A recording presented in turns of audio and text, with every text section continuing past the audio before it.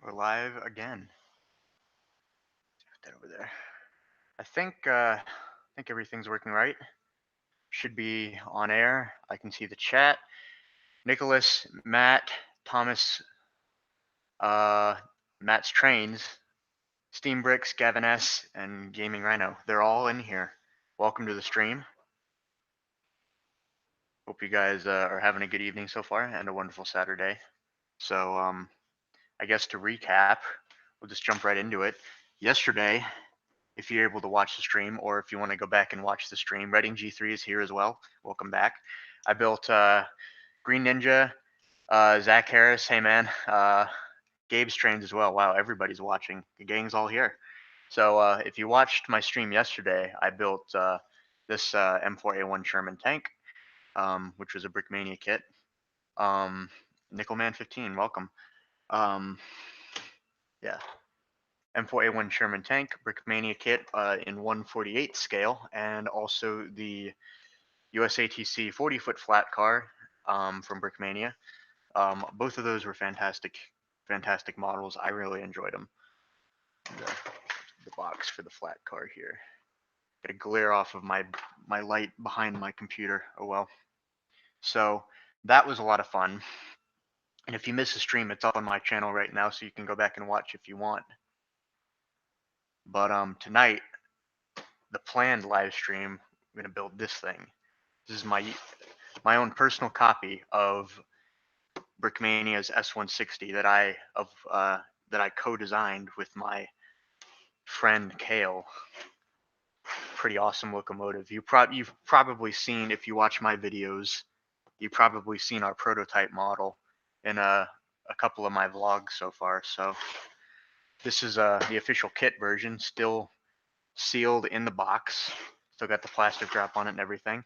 So tonight we're going to be cracking this open and diving right into it. So let's have at it. I've gotten to the point now that I've enjoyed keeping it in the box. It might stay in the box unless I can open this plastic wrap. I've enjoyed having it in the box for a while, but it's time to enjoy it and build it like a Brickmania set should be. It's made to be enjoyed and played with, so that's what I'm going to do. Throw that away. Tile Style is here. Welcome. So the box, the top shows the Alaska Road decals, the bottom shows the USATC decals. That's what I'm going to do. They have both decals included in the box. Engineer and fireman figure. Those I've seen those. Those turned out really well. Obviously, Brickmania 3D printed elements, which are pretty much our own, well, my own, Cale's own designs really. But this also uses the brick model we ordered wheel sets. There's one in the pilot truck and 4 in the tender. Standard Lego drive wheels, 1 L motor, infrared receiver, AAA battery box, and it comes with a power functions remote as well. So everything that you need to build a steam locomotive right here in the box, and of course the instructions. Best kit of the year. It's well, best kit of last year. It's until the best kit of this year is going to be our Reading T1. And just like on the flat car, sealed with this I guess tamper seal, not returnable if seal is broken. So let's go ahead and not be able to return it. There we go. And I put away the X-Acto knife. Won't need that again for a while, probably.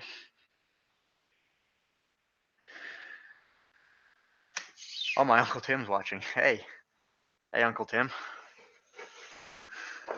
So the Brickmania boxes, it's kind of just like the same thing. This one doesn't have the printing on the sides or in the front too, but same sleeve method. US also manufactured another locomotive. Yeah, they did the S100. That was the 060 tank locomotive. Robert Jr.'s here. Welcome. And when are we releasing the T1? This year. That's all I can tell you for now. Well, that's all I really know for now. It's kind of we're working on it though. We are working on that. So bags of parts, you can see some of the minifigs in there. More parts. I like the way the Brickmania sorts all their parts, and flex tube and 2 small pieces of pneumatic hose, 2 sets of connecting rods and valve gear. This is obviously, well, Brickmania hasn't done much 3D printing before, so these are actually 3D printed, even though they may not look like it. These are done using a resin printer, so that's what these are, and they include 2 sets just in case something might happen. It's in a way it's untested, but we found at the Cantini Park show that these actually worked really well. As long as you follow the instructions and pay attention, it works perfectly well, and you won't have any problems. So you get all that, L motor, infrared receiver, AAA battery box, and power functions train remote. This is actually my second power functions train remote. I already have mine, which is right here. This is the one that I got with the Emerald Knight back in 2009 when it came out. And got the instructions here, nicely plastic wrapped. Let's crack this open. Gonna need that X-Acto knife again. Oh well. There we go.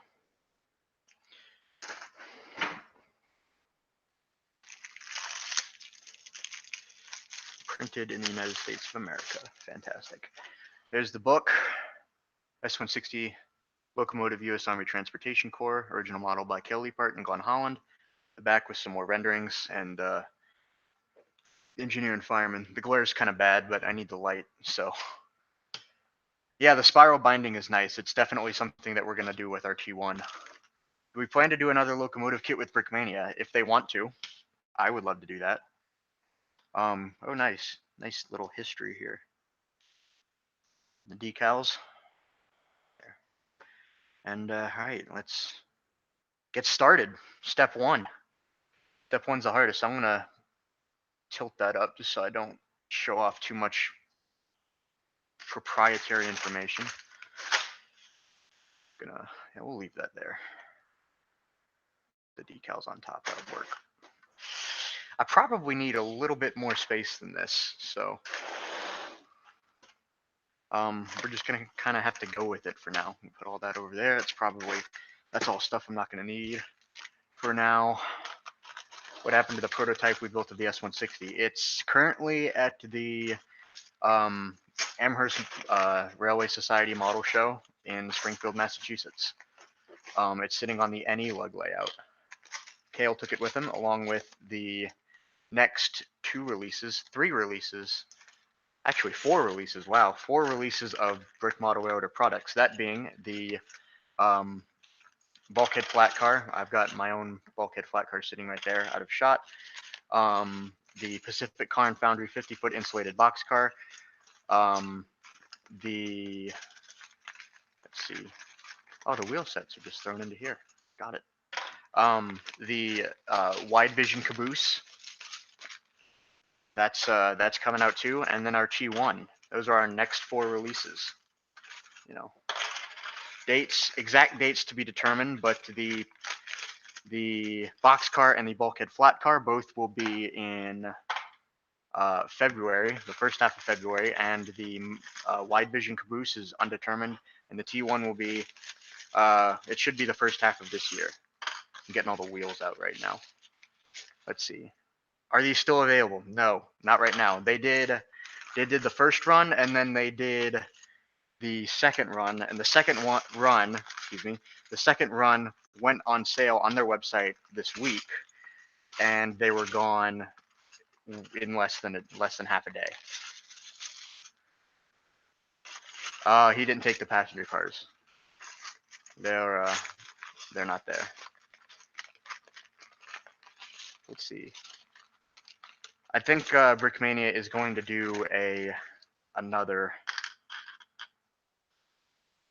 run of these. We'll have to see. Don't quote me on that, but I think it's a strong possibility. Let's see, 1x10s. Are they in here? They're probably not even in this bag. They are in this bag. and that's 12. Gonna have to dig through here for a while. Man, 1,201 parts adds up quickly, and this is even just a 280. Let's see. S160 is better than the Emerald Knight. Yeah, I might be a little biased, but I think it's better than the Emerald Knight. There we go. That's what I need. Let's see. Persuade Cale to build a Western Maryland 484J1. He did at one point. That was one of the locomotives that are. If you ask Cale to tell you about his curse of Western Maryland curse, that's one of the ones he'll bring up.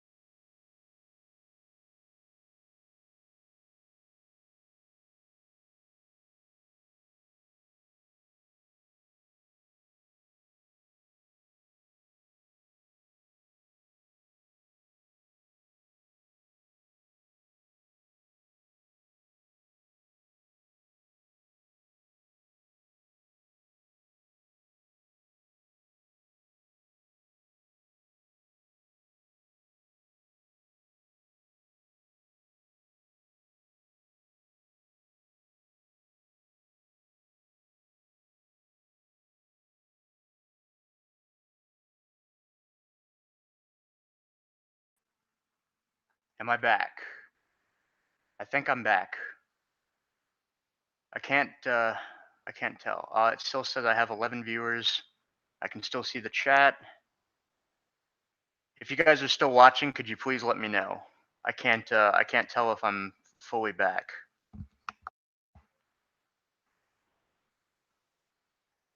My internet dropped, so I honestly have no idea what happened. My router is literally right there. So I have no idea what happened there.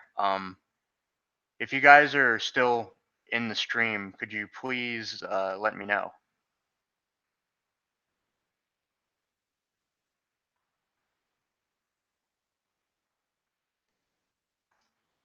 Let's see, might have to open the chat again. I'm sorry about this, guys. I have no idea what happened.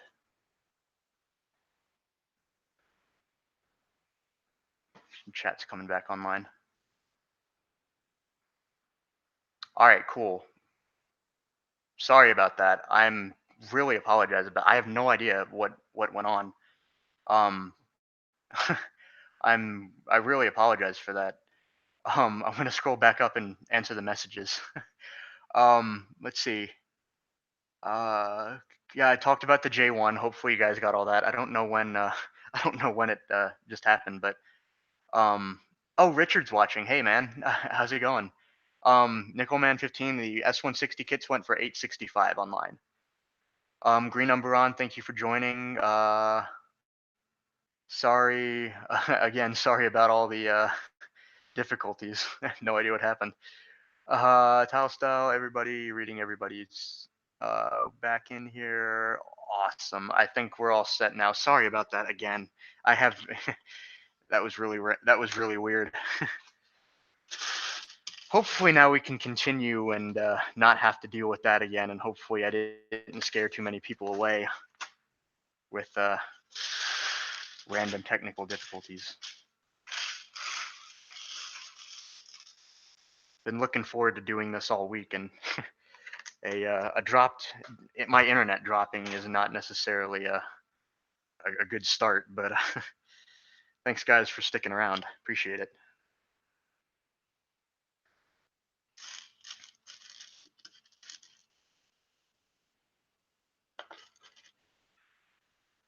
I had one of the guys that bought one of our S1s, one of the Brickmania S160s, rather.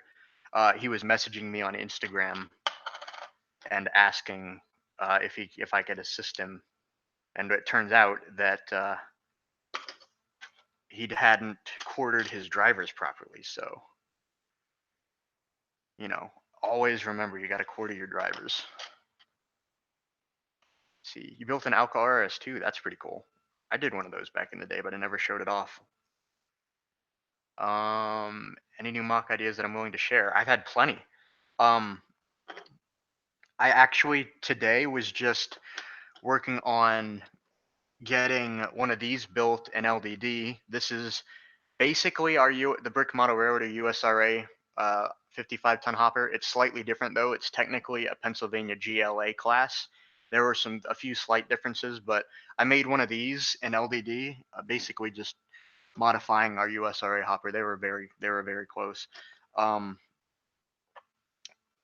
In physical design, I guess. But yeah, I was working on that today, and I was working on some passenger cars as well.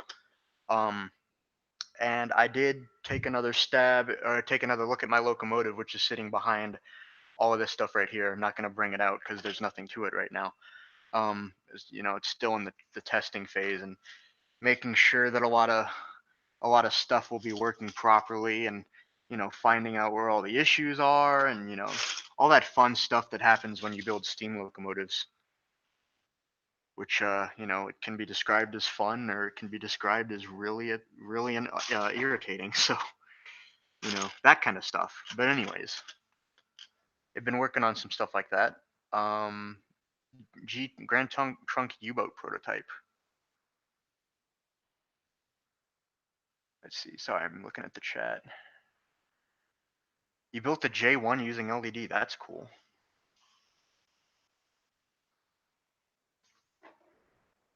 I'll allow that message. My settings are automatically set to moderate comments on live streams when it seems like sorry, I'm looking for parts, when it seems like they could be like advertising. So, but I read that and it does not, so no worries there. Let's see.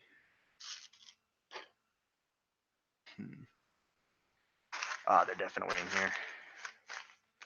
It's like four decent sized bags of parts, 5 decent sized bags of parts. It's a lot of stuff. I could have sent you the file for your USRA ton, huh? That's all right. I have the instructions. Not a big deal, but I appreciate it. I actually already had it built a long time ago. It's just I modified it to, actually I copied the file and modified the copied file to match the GLA, which I did. So that's one of the things that I was doing earlier today.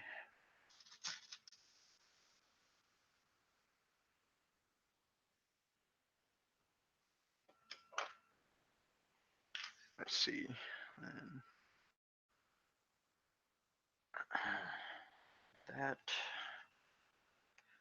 That. A lot of Technic parked in steam locomotives nowadays. It's the way it happens. That on bushings. Keep that from going anywhere. Hope you guys are all having a wonderful evening, by the way. I certainly have been looking forward to doing this live stream and building this locomotive for all week, and especially today. I was getting really excited for it before I started the stream. Lego Tube and a long name. Hello, welcome to the stream. There we go.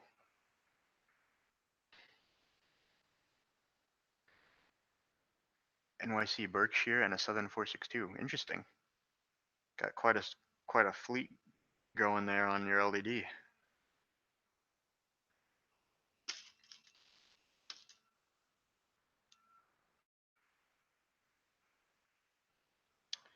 There you go. Pop this in. Boom. Boom. There we go. We're getting somewhere now.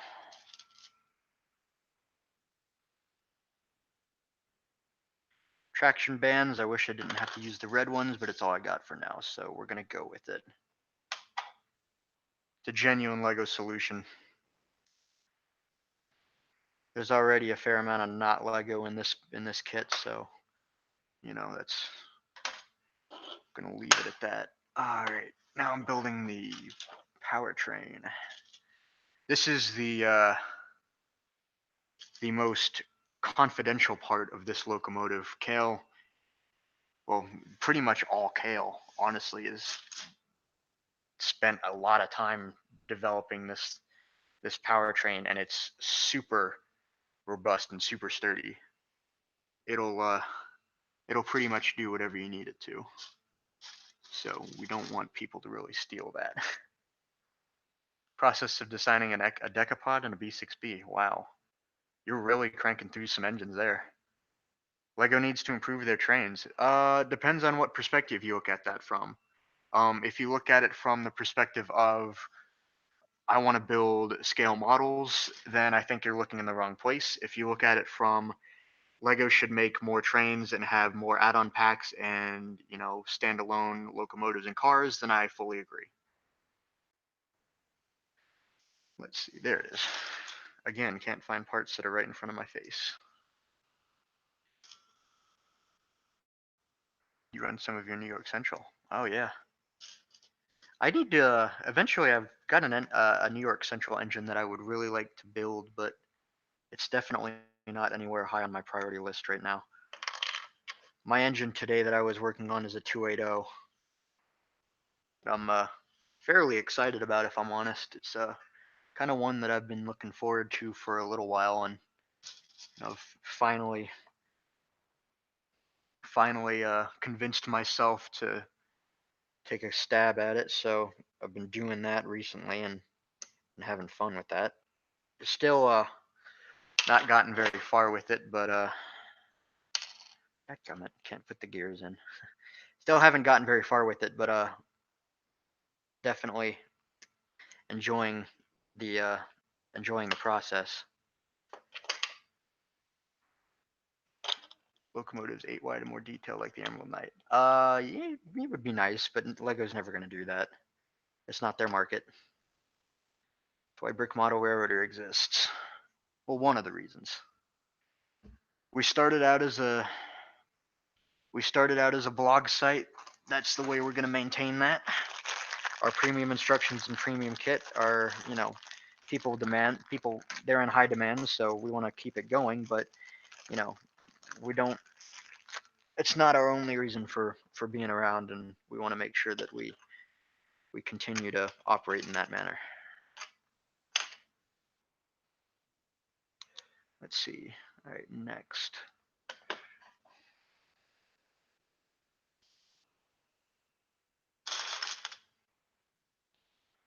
Man, this is going to take me forever. This is probably going to take me a lot longer than I'm comfortable with streaming, if I'm honest. So what I'll probably do is just go for a while this evening. Then I'll wrap up at some point and probably continue this, you know, off camera. And then what I'd like to do is to lay a bunch of track down in my apartment and run this around for a while. And I'll record that and throw the clips together and upload them. So that would be that's my idea currently. Wish Lego would re-release the old magnets. Yeah, me too, but they never will. Choking hazard primarily. I put that upside down. There we go.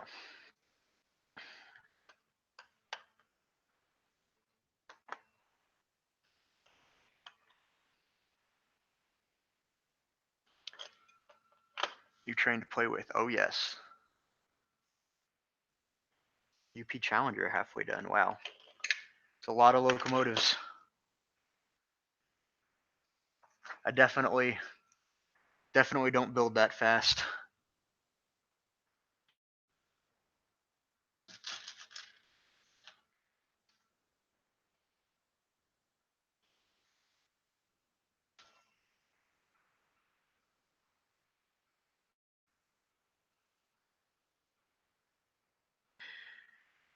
Getting into the real nitty gritty of this locomotive here.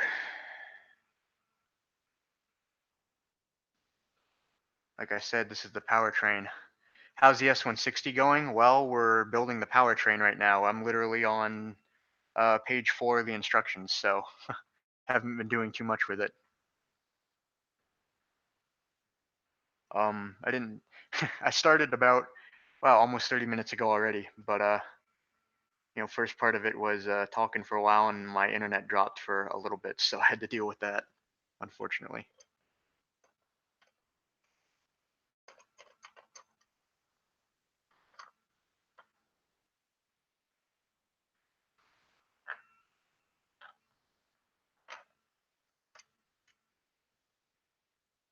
I put this on incorrectly.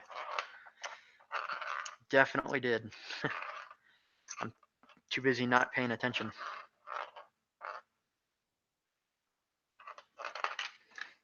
One moment while I fix that. I was thinking it didn't look right, and it sure enough it wasn't.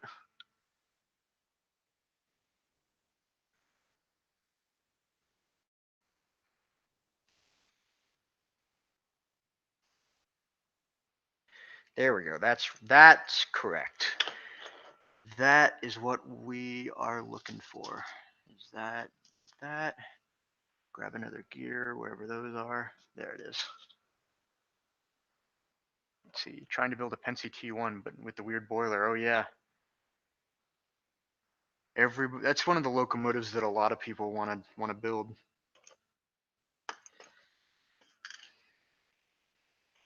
Of course, there's instructions available for them if you want to use them, but of course you don't have to. You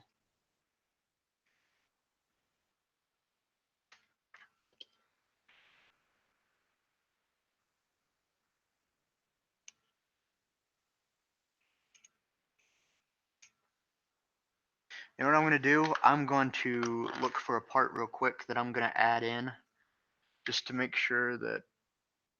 Actually, you know what? I'm not going to do that. It'll be easy enough to swap it out later, and I'll just keep going for tonight. Okay, that's that. 1x2 plates. Maybe. There they are. Kind of have to get used to how Brickmania sorts all their parts.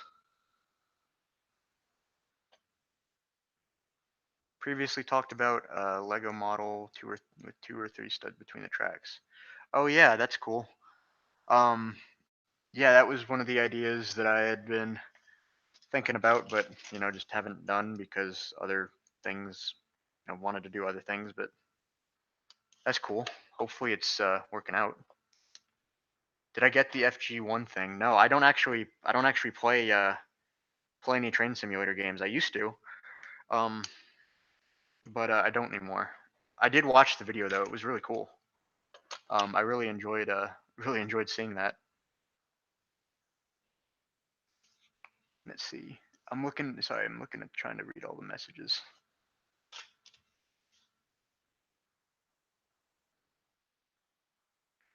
Oh, okay.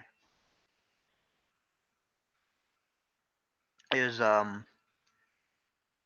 talking about the FG1. Yeah, it was instead the Pennsy went with the 210-4 from the CNO, which became their J1 class, which I did model, but it didn't turn out very well, unfortunately.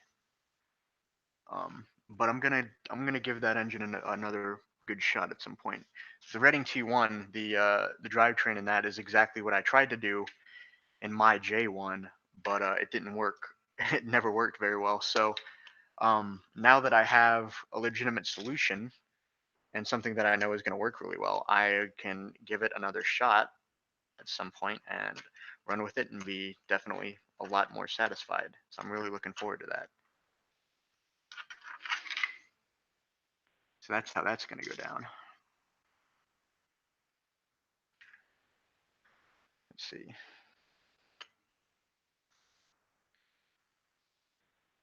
Put that gear in, put that part in, and now we put this whole assembly onto the frame. Okay, and then we put the wheels on.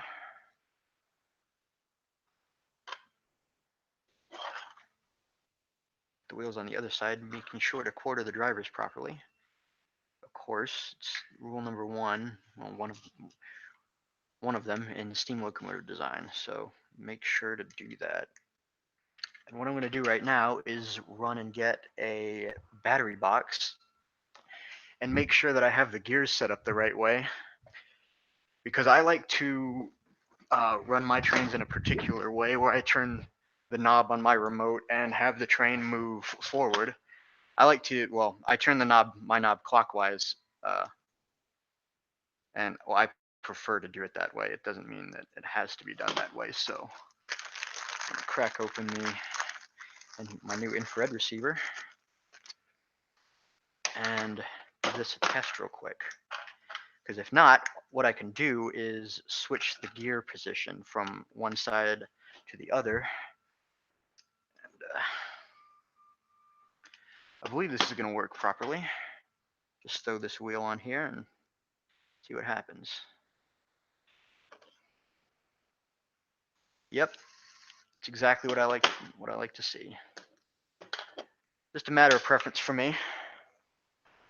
Obviously, there's no real reason it has to be that way, but it's just the way that I like to build locomotives. So, Simon, thank you for joining the stream. My Lego trains are the best. Thank you very much.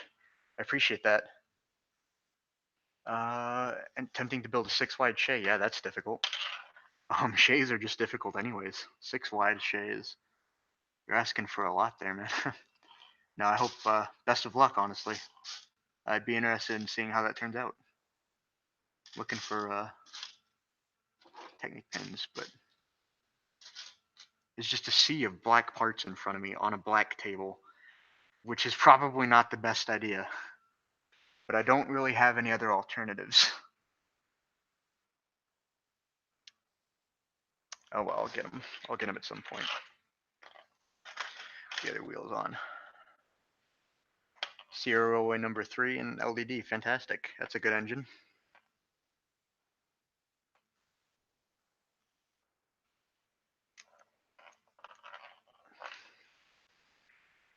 Got to space my wheels out a little bit more. There's something going on there. With any steam locomotive you ever build, always make sure to start with, oh, that's what's happening. Okay, I get it now. Always make sure to start by assembling the frame and chassis and running gear and make sure that that works, because if it doesn't, you need to reconsider or just be happy with building a static model. So,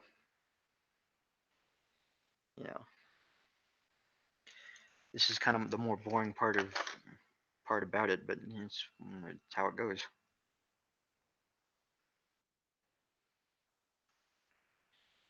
Yeah, this should work much better now.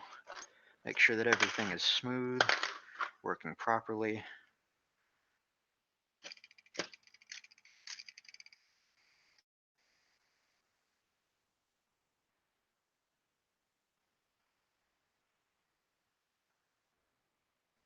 Once we work through this, though, it should be a lot easier. think part of it has to do with just the alignment of the frame. That's much better. Much better. See, it's usually the simple things you find.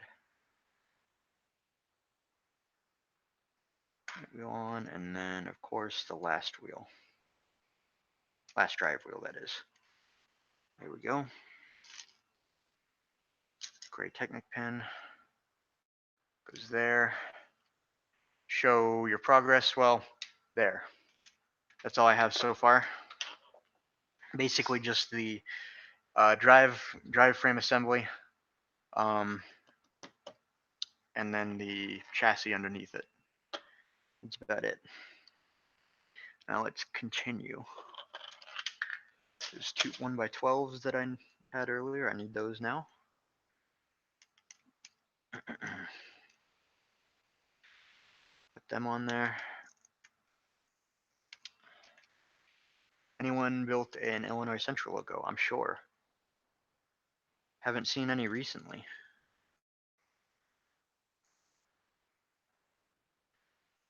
Engine from Breakart Pass. Isn't that a Great Western locomotive?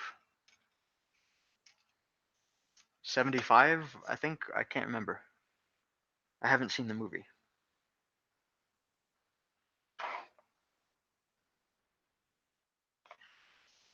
Looking for more parts. See, like this is why this is going to take a while, is because I just have to look through a bunch of piles for parts.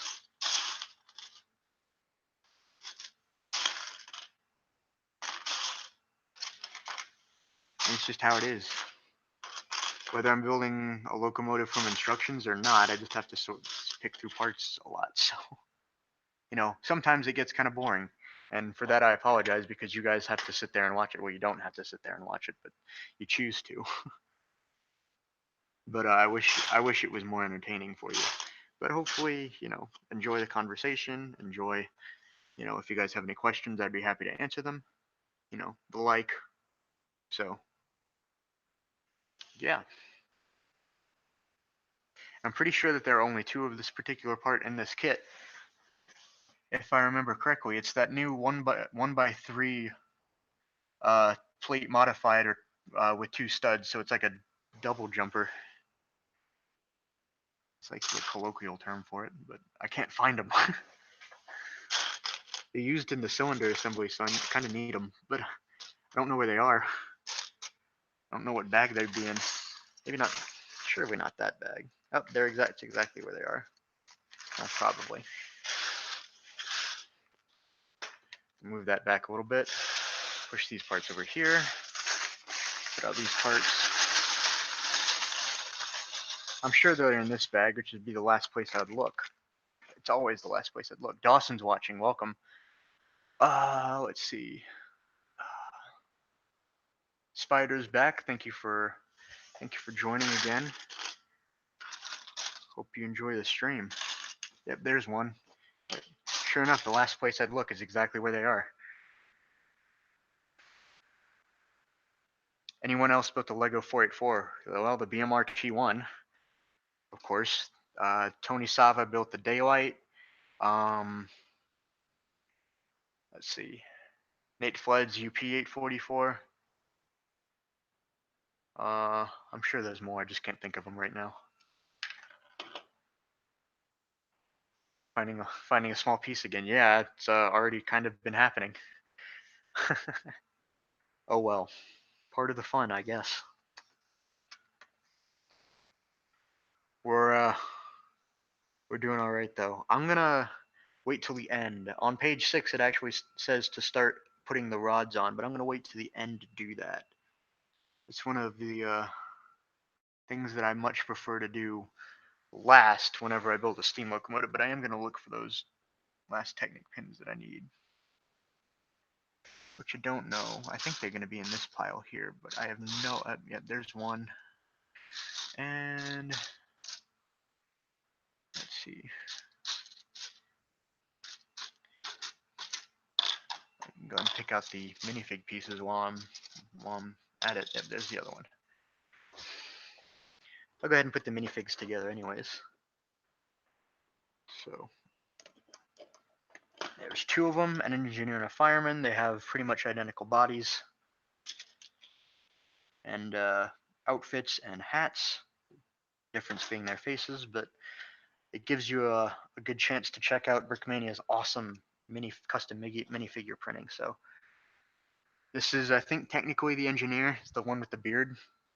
So front and back printing, really awesome stuff. And on the side of the leg assembly there, same thing on both figs. Will it be fully running when completely built? Absolutely. The full Lego steam locomotive out of the box. The instructions are fantastic, by the way. I can show you. Awesome stuff. Really enjoying this so far. I'm only on the 6th page.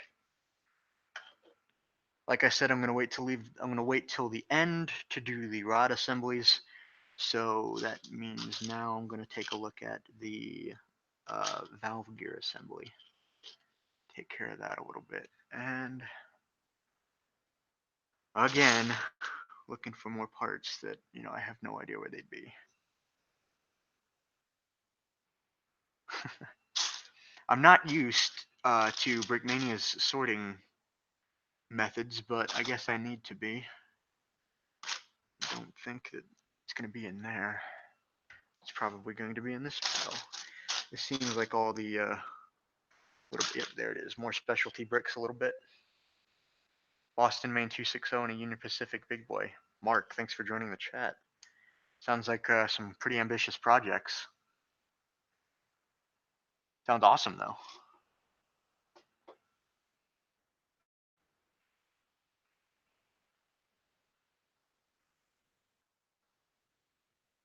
Good to see you, 4012. Yeah, that's the one at Steamtown, if I remember correctly.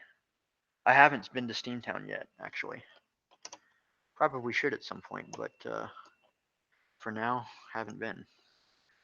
Need some flex tube. Crack this open. 9 stud long piece of black flex tube for the valve gear assembly, which I believe is going to be one of these. See, that's 8 studs. Nope, that's an 8 stud piece. I don't really want to pour all these out right now, but I might have to. That's too long. You know what? I'm going to pour the flex tube out on my desk over here and do that instead. So I just shot one off my desk, I think, somewhere. So I hope I didn't.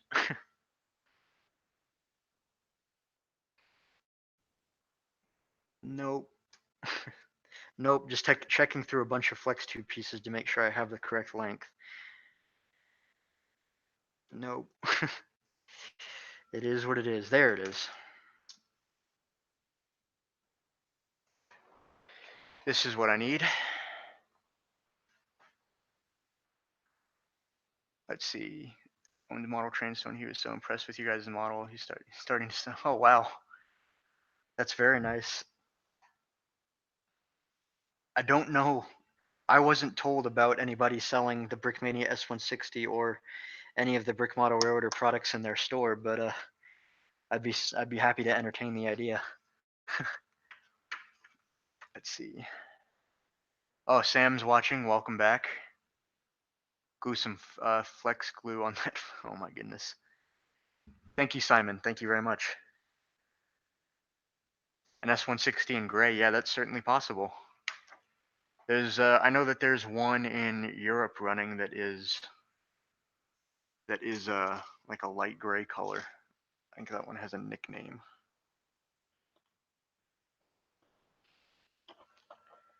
Let's see. Go. Insert that. Align it a little bit better. There we go. We'll leave it like that for now. Let's see. Putting the caps on. Like I said, I'm going to do the rods last, so skipping over a couple of instruction steps now. Yeah, a lot of instruction steps actually. It basically just says, it's all the rods. Well, Actually, let's see.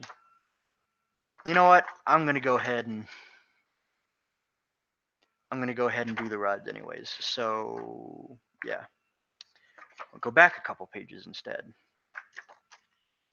I was talking to the Brickmania guys, and they are pretty ingenious about how they lay out their stuff, and so they were explaining to me how they called out all the rods in their instructions. It was really nice way to do it. I enjoyed learning that, so I thought it was really nice. All right, so there's the main rod. Actually, changed my mind because it actually will be easier than I thought to go instead of to just put the cylinders on and everything like that, then rather than going back and having to do that instead. So I'm not super worried about it. So I'm just going to go ahead and do it right now anyways. I just broke a piece. That's why they have extras. They're a bit brittle. I tried to bend mine back into shape and I just broke it. So that's unfortunate. There you go. But that's why they give you the second bag, just in case anything happens. So yeah, that's much straighter. So this will be much easier to put on without any issues. Like I said before, we did test these parts at the Cantini Park show, and they worked really well. So you just got to make sure to assemble it all correctly, which is obviously it's very important to do.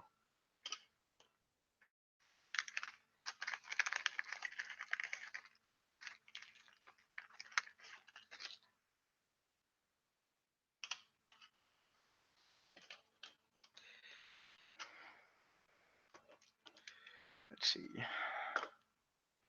Yes, very important to make sure you follow all the instructions here, because something could go wrong. Got to make sure that you don't miss any steps.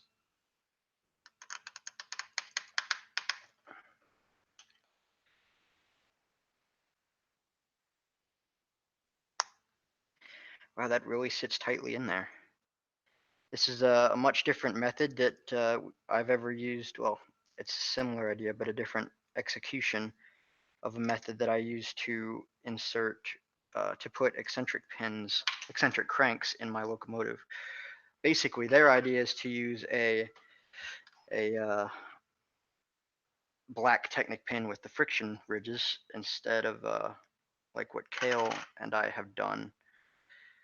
So, basically you got to make sure that you can press the eccentric crank down in effectively without breaking the other parts, and it keeps the eccentric crank from rotating itself out of alignment, which would cause a lot of issues and has caused a lot of issues. But once you can figure that out, it's really, if you can make sure that you can assemble that properly, which it's really not that hard, it turns out really well. So it's a really nice solution in my mind. Then you can rotate it and set the eccentricity. If you don't like a lot of that extra motion on your engines, you can set it to not be very eccentric, or you can set it to be more eccentric, or in the middle, or what have you. So it's a really nice solution. I've probably will do stuff like that in some future models that I do. That one on there. Hopefully I don't break any more parts. I don't necessarily want to break the one, but unfortunately it's just how sometimes it just happens that way. So interesting.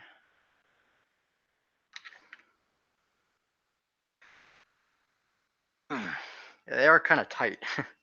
3D printing isn't necessarily a perfect art yet, so.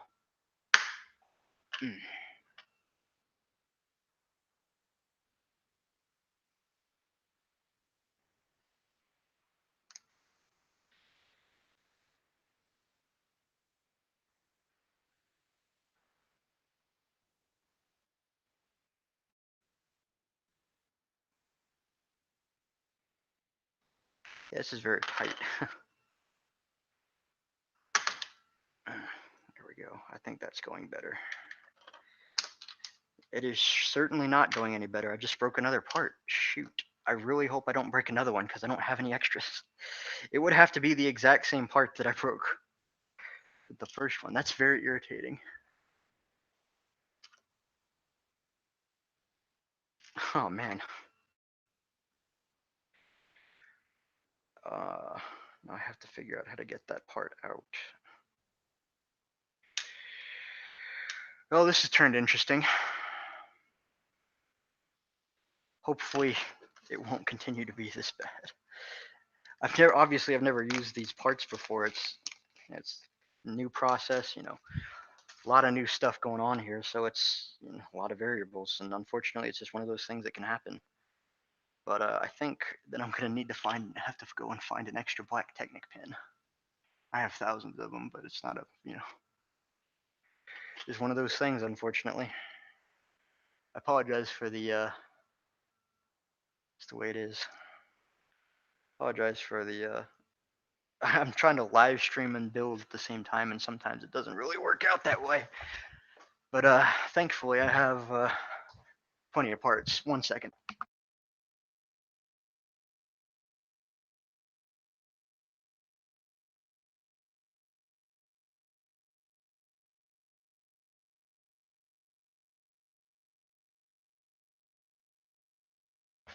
All right, let's try this again.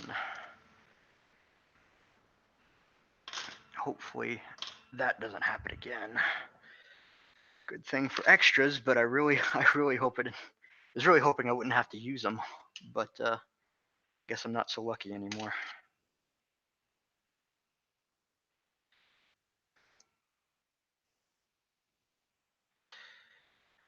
That. Yeah, that's much better. You can tell when it does and doesn't fit, and I think I just put that on backwards. I'm gonna, you know, I'm not happy. Thankfully, I could just remove that easily, but a lot of new stuff going on here, a lot of stuff that I haven't done before, a lot of stuff that hasn't ever been done before, so, you know, just how it is. But let's see, Sonic centric, place 8 steers. Yeah, that was one of the techniques that I used, but for this method, it's a little bit that would get in the way a little bit of you know, what we're trying to do with the way that the rest of it is constructed. So we couldn't, unfortunately, you know, take advantage of that option. But that is something that you can do, though, and I have done it. I think it's a nice solution. You need some interesting lengths of Technic axles to make it really work properly, but it does work, and you can make it work. So, you know, if you're up for that kind of thing, it's an option. There we go. We got that back together. Cool. We're in business. Expansion link on the fireman side, expansion link on the driver's side. Next page. See, the longer piece goes here.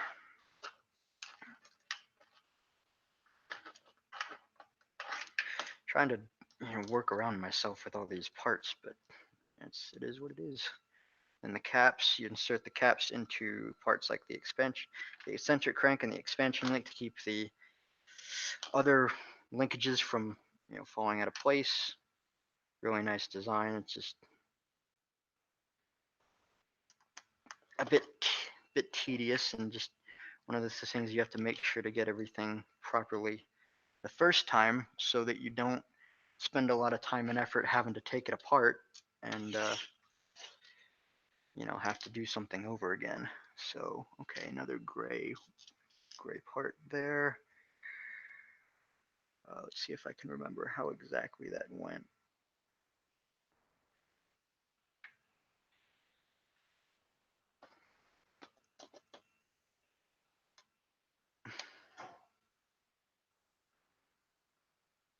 That should be correct. If not, that's an easy thing to change on a rotoscale. It's the short piece. There's 5.5 length. There's 5.5 stud pieces, as well as others. So it gets kind of interesting.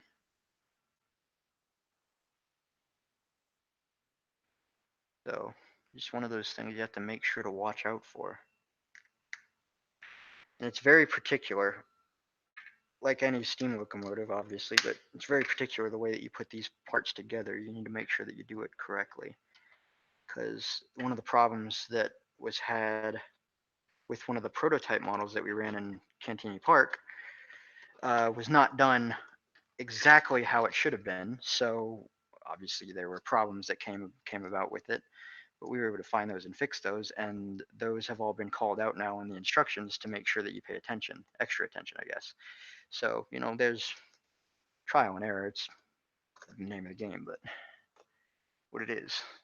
Have I seen Unstoppable? I have. It's a decent movie. I enjoyed it.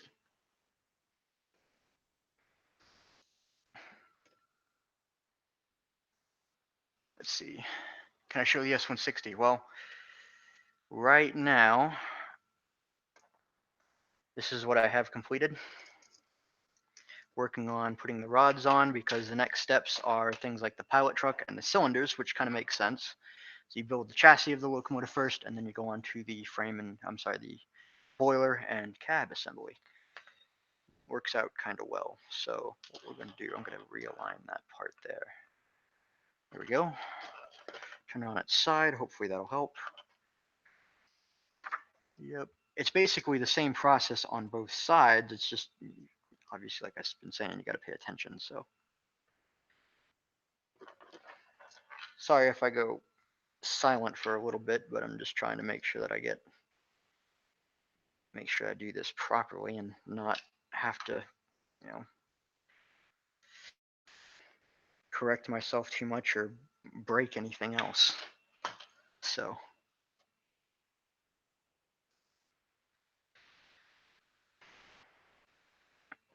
obviously there's a fair amount of fine tuning that you can do with this engine, but any Lego steam locomotive is like that, so that, yeah, it's just part of it.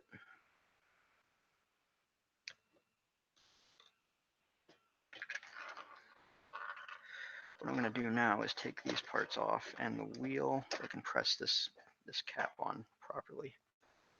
Let's see. Built yours last night. Very challenging kit. Enjoying it. I'm very glad to hear that. It is definitely not necessarily an easy thing to build, but it's very rewarding. You do get a very nice model at the end. I might, of course, I'm a little biased, but it's something that Cale and I worked really hard for. It's something that we were both really excited to have the opportunity to do in the first place. And I hope you agree that when I say I think we delivered a really solid product in the end. And Brickmania as well. I mean, obviously they're the people with the means of production, if you will, but the way it is. Let's see. Got to go. Oh, I hope you've enjoyed this. Hope you've enjoyed the stream. I need more I need more subscribers in this. It's not about subscribers for me. Yeah, I enjoy sharing my work with everybody, but it's not necessarily about how many subscribers I have. Although I did just happen to notice that I'd passed the 700 mark somewhat recently, so I guess that's cool. I really don't keep track of it. It's just one of those things. I happen to see it whenever I need to switch over to the BMR YouTube channel. That number pops up when I go to switch the account. So one of those things. But there's my philosophy, my 2 cents, and worth about that much.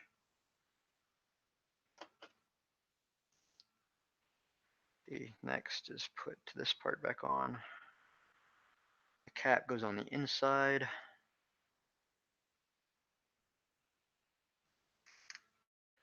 You can press that down and put this on here.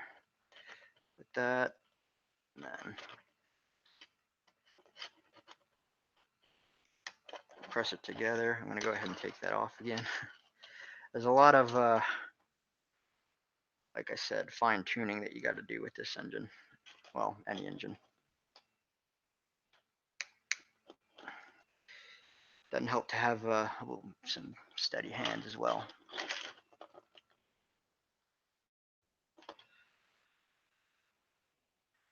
Going to kind of leave it like that for now. I think that'll be perfectly fine.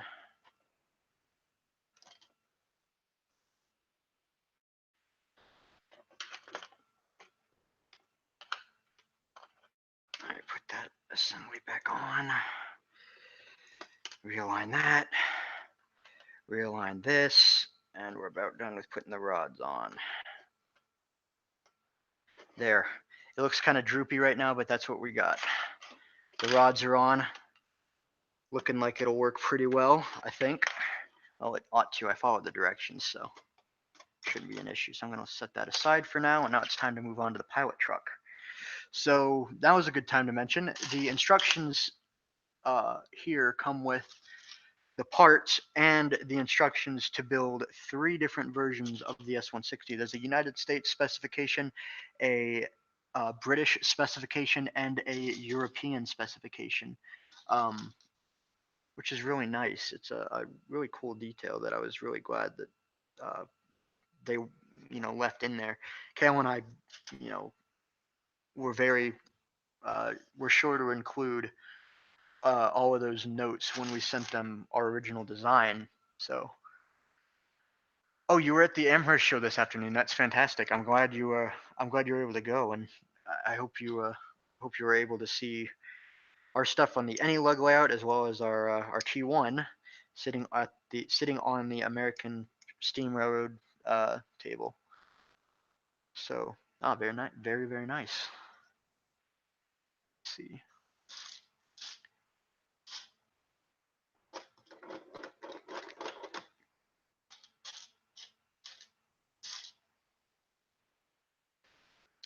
See, I might be looking in the wrong place. Looking for a toggle joint part that is a part of the pivot assembly for the pilot truck, but I don't see it. I know it's here. I did see it earlier. Now that I need it, I can't find it. Of course, it's the way this always happens. But I was thinking it would be right here, but maybe it isn't. Surely it has to be right here, but I'm just not seeing it. I'll come back to that. T1 update, there isn't really one. We're working on getting things set up so we can produce the kit. There's a lot of questions that need to be answered with that, and as such, a lot of things like that we have to make sure and nail our details down, and that kind of thing takes a fair amount of time. So that's the stage that we're in right now. Oh, I'm sorry to hear you didn't see the T1. It was in, as far as I know, it was in the Young building, I think it was. I know Amherst is a really big show. I haven't been there, unfortunately. I need to, but I believe it was in the Young building. They posted about it earlier today on their Facebook page. To do something big when I pass the 800 mark. Meh, I'll think about it. Let's see. Time to put a magnet on here. Put it over there. Now there's the bracket. And the coupling plate.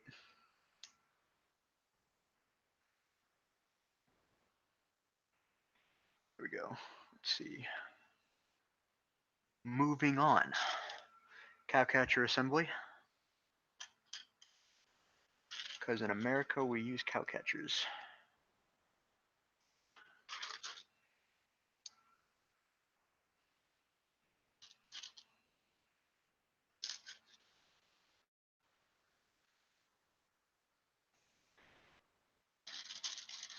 There we go.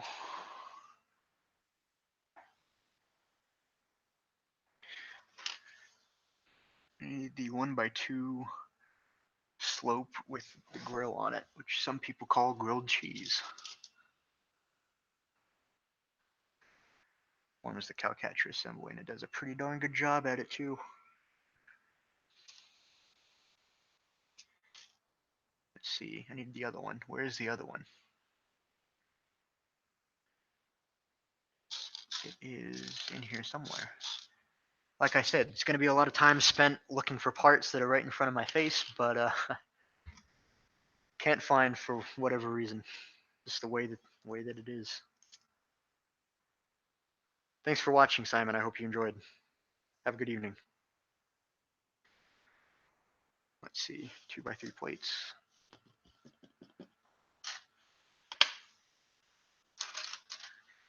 I'm also excited to have another locomotive in my collection.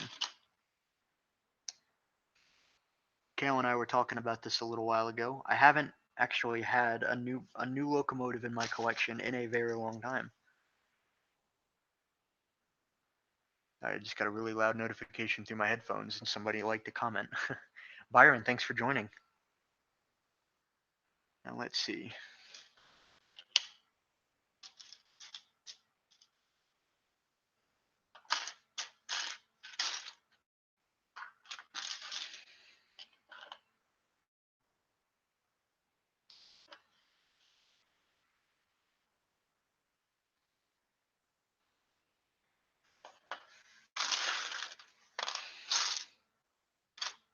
Lego ASMR is just rustling through parts. Just that sound.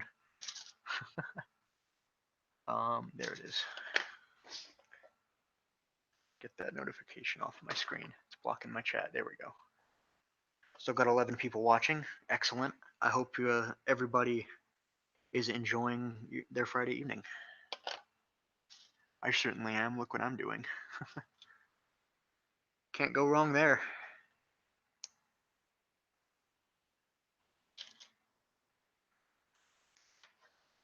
Two stud piece of flex tubing, which I believe, yep, 2L.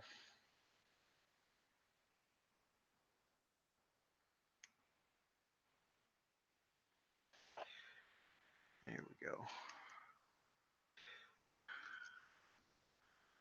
Kind of a weird thing to do in my mind is because, when I build steam locomotives, it's usually, one thing at a time, kind of a process, where I start with the frame and then generally what I do is rough out the cab and then, make the boiler off of the cab height and, then kind of play around with all that, then move into the tender and then the details and, generally that's kind of my process. It's not, set in stone, but that's a lot of times that's the way that I'll choose to do things. But right now I'm not doing that, and it's kind of weird to me because like I'm just following the assembly instructions, and there's frame construction and details all right there together. It's a bit foreign to me, but I'm not. I can't say I'm not enjoying it. I certainly am. It's fantastic. It's you think about what I'm actually doing. I'm building a steam locomotive from a kit. So, what's so bad about that?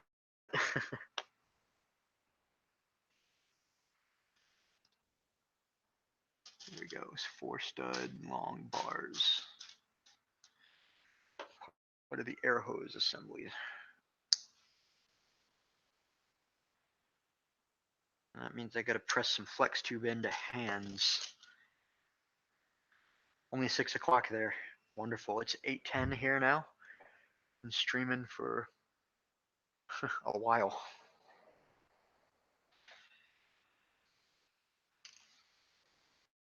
Hope you guys are having a good evening.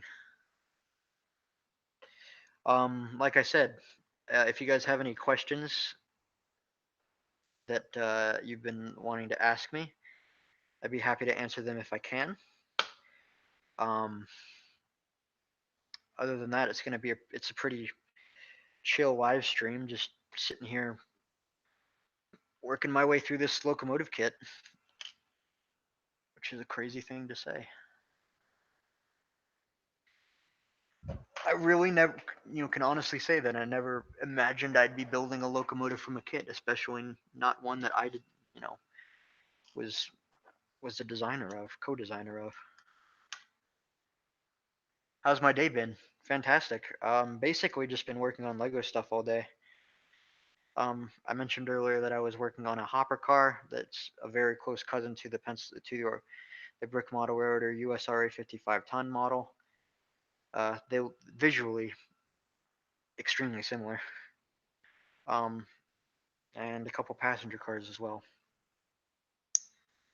Among a few other things that I did today. Going good though. Short round. Thanks for joining. Haven't seen you in a while. Hope you're doing well.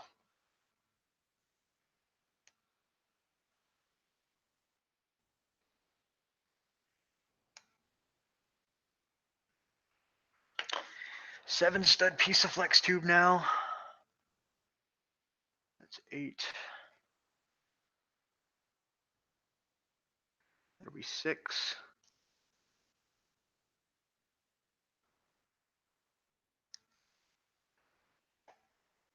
Pretty sure this will be 7.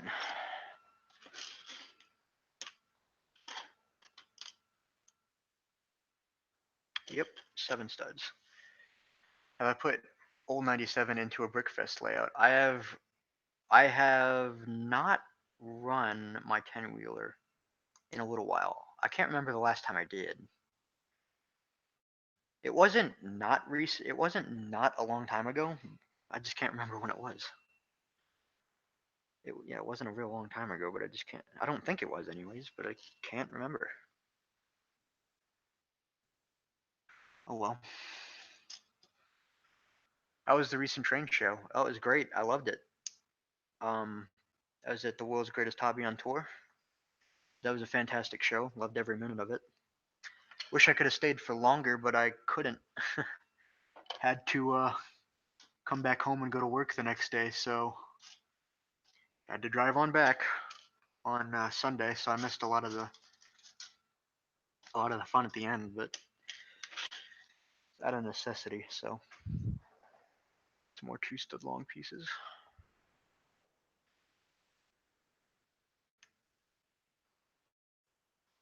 Saw my old 97 video. It's so cool. Thank you.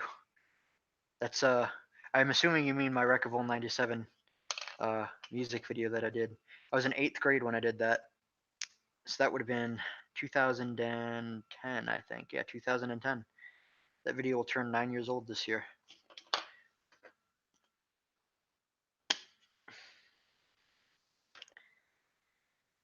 Can't believe that was that long ago. I wish I hadn't done anything to it, but my 10-wheeler is actually slightly different from when I recorded that video. Just a few detail visual changes. But yeah, it's slightly different. I wish I didn't change anything, but it's the way it is.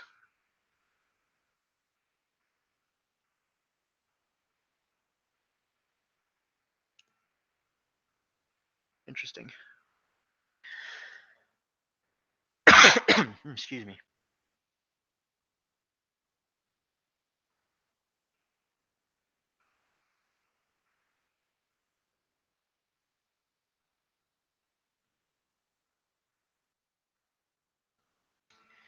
Alright, now I need that toggle joint for real. And I can't. Oh, there it is. I knew I had seen it somewhere. So, if you want a little progress update, pilot truck assembly now goes on to the rest of the locomotive frame. There we go. Put that back down. Now we're working on the cylinders. The cylinders get really weird.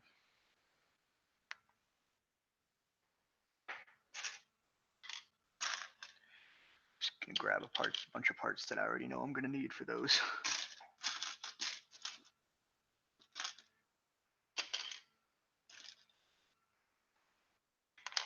There, okay. I think that's another 4 long bar.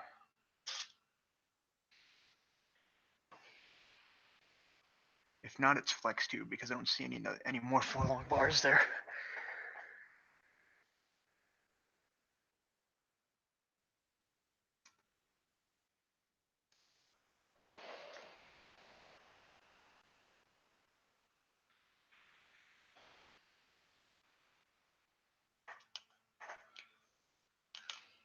If I got the Back to the Future car. Favorite official Lego set I own? That's a good question. It's a very good question. I have no idea off the top of my head. There's several that I really like, but I don't know if I have a favorite. I'm gonna figure out the situation right here before I do too much else. It's like I just gotta make sure that I have parts that I need. Aha, I was right. It is bars. I was just not looking at them. I really like the Emerald Knight. I loved that set when it came out.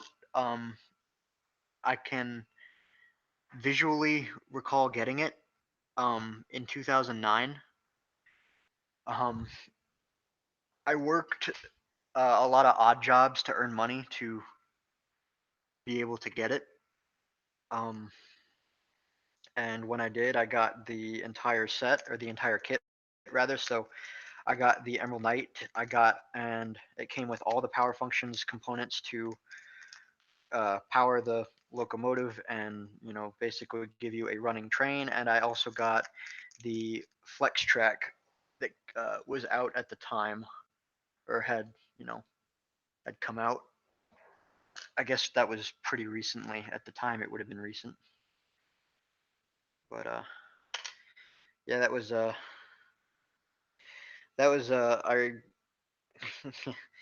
I really wanted that set, so I worked and got it, and I've enjoyed having it. So I'm really glad that I was able to get one. I still think it's a great set. It has known issues, but it's nothing unfixable. And Jamie Berard, the guy who made the set, had never made a train before, let alone a steam locomotive. So considering all of that, it's really not that bad. My favorite 484 locomotive that doesn't exist anymore. That's an interesting question.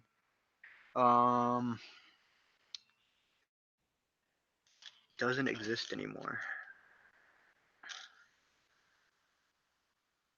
Very good question. So I'm just looking to find 1x1 rounds with open stud. I don't know where they'd be. There's one.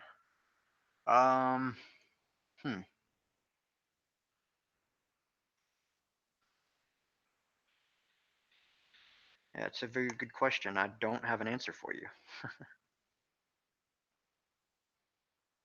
Sorry about that. I'm not sure. I'm not super well versed in 484s. I know some of them, but I don't know all of them. Let's see.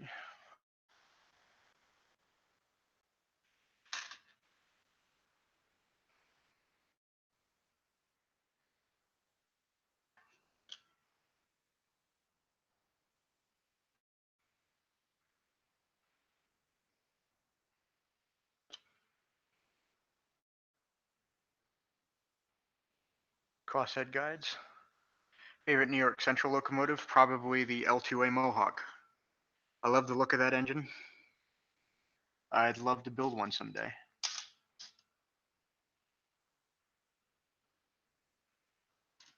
I think it's a really solid looking engine. I've always wanted the Lionel rendition of that engine, but I never really did much O-scale modeling, or any Lionel for that matter. But I always thought it would be nice to own the Lionel L2A Mohawk. Still think it would be nice to own that engine. It's just not anything that I really want to do right now for various reasons.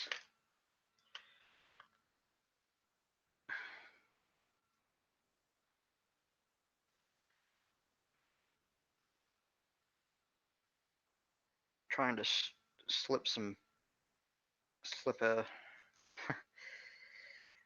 pneumatic hose over a lightsaber bar, and then over that goes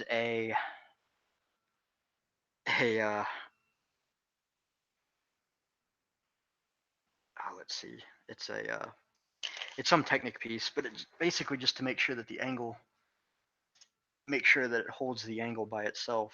But it's kind of hard to get set right.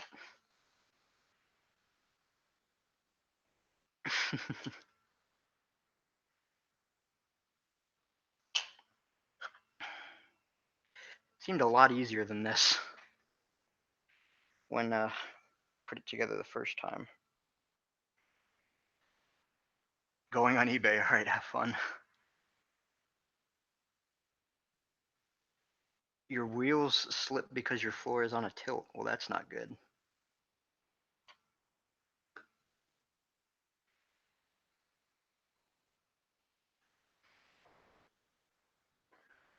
I'm going to turn my fan on, guys.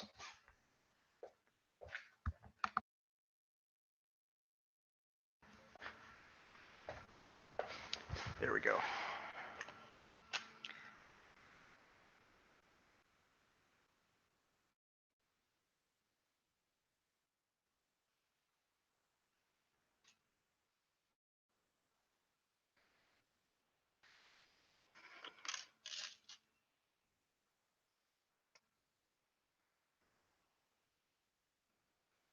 Try and do this the smart way if I can.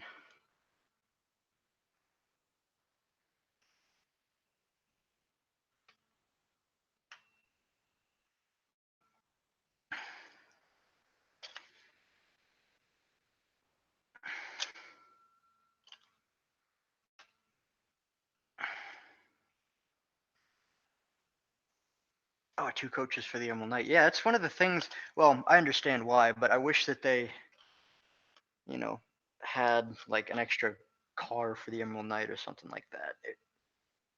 It was I really liked that passenger car. It was one of my favorites that Lego had done.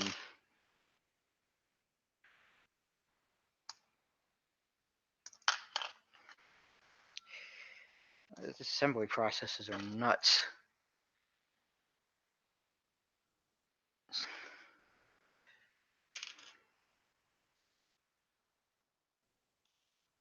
I didn't even put it down far enough. Darn it.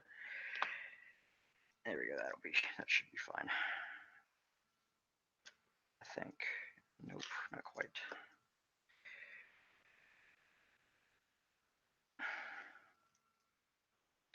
This is probably the most tedious part of this build, is getting the Technic piece slipped over pneumatic hose, which is in turn slips over 4-stud long lightsaber bar. It's really weird, but it works.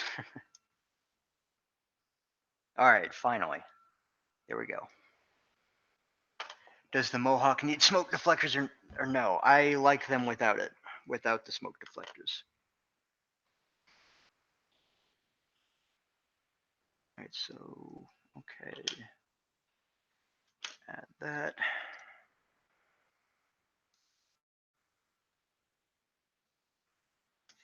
Just remember, I got to do this again for the other cylinder. So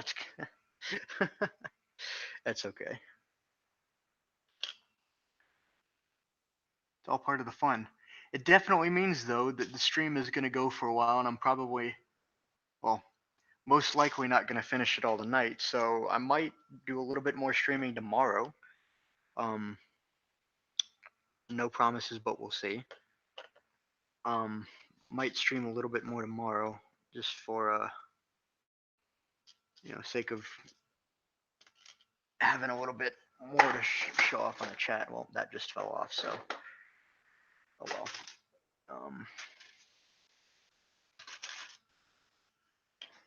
There we go. 2-stud Technic lift arms. Oh my word.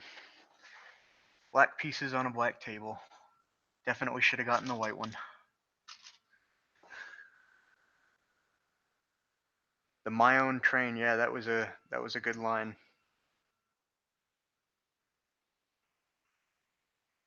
I really wanted the a blue steam locomotive with a tender, the small version. I really that would have been a really nice nice engine to have back in my 9-volt days.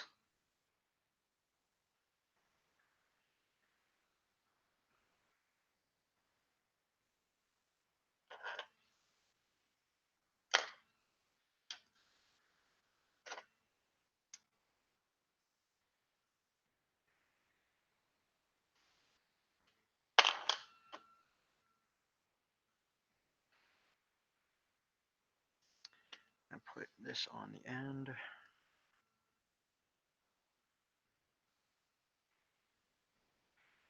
Definitely some crazy stuff in in this locomotive, but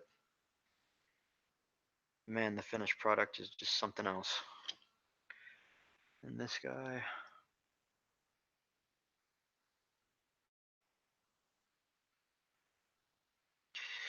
and another one with stud. There we go. And then apparently put this guy in here. Oh, I missed that step. There's a submodel in a submodel. So basically, well, let's see. I don't think, but yes, that comes later. Yeah, so here's a cylinder. Gotta build the mounting for the cylinders, and then build the other cylinder, which is just an exact mirror image of what I just did. So hopefully I've got the technique down now for putting all of that, assembling the more difficult parts, but so hopefully it doesn't take that as long as it did the first time.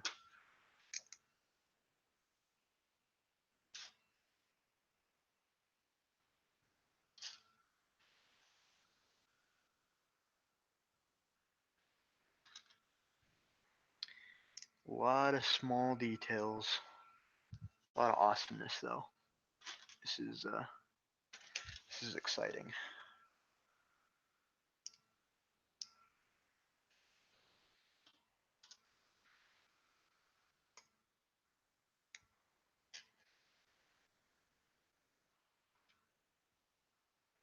What are some of your guys' favorite locomotives? This is a good question. I'll turn it around and ask you guys a question now. Some of your guys' favorite locomotives. Be happy to hear what you guys think.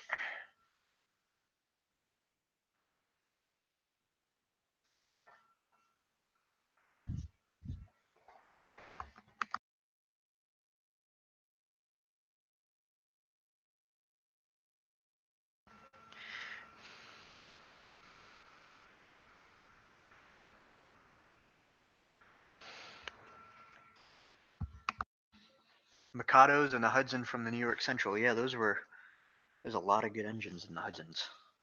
They represent a lot of good engines. They were certainly very capable engines.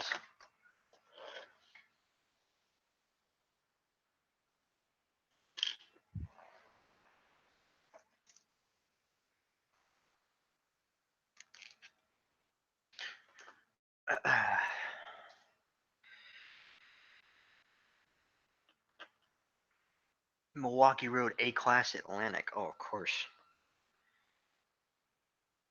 That's a classic locomotive right there.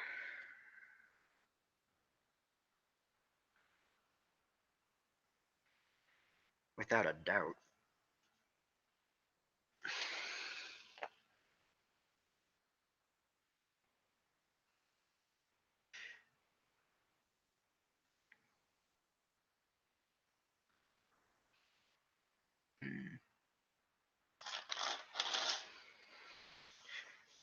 Canadian Logging Railroad Prairies. That's very specific. Very cool though.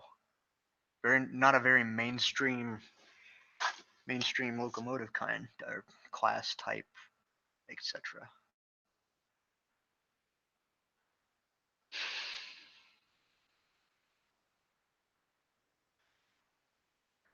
This has got to be really boring to watch. I apologize. Just me looking for parts and going on about stuff. Looking for parts that I can't find, and there it is.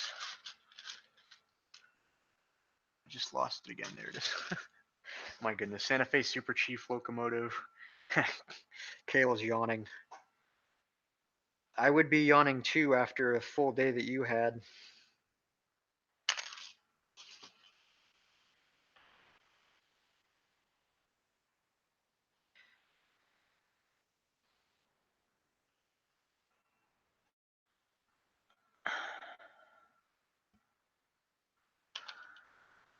Glad you guys don't think it's boring then.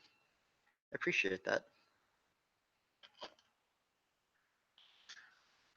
Let's just hope that I can get the second cylinder built faster, easier, more effectively than the first. Make no promises. It's not going particularly well so far. Of course, Nate is yawning too.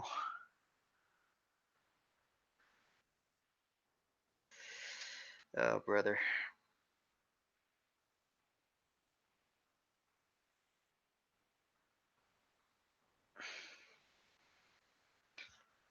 CNO Yellow Belly. Old joke. Darn it. Working against myself here. Avenge the CNO Yellow Belly. That's why I built the Crusader.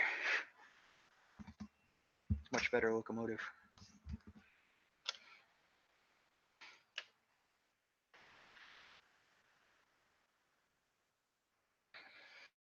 $210.4, yeah, it's Texas types. There's a good engine. I was actually looking the other day at Texas types. There's like, on a relative scale, there's not very many of them still around. The closest one to me that I actually have seen now is Bessemer Lake Erie 643. That's quite a story for that engine there. If you're not familiar, educate yourself. Crazy what's been going on with that thing. You know, recent times and otherwise, but fascinating story nonetheless.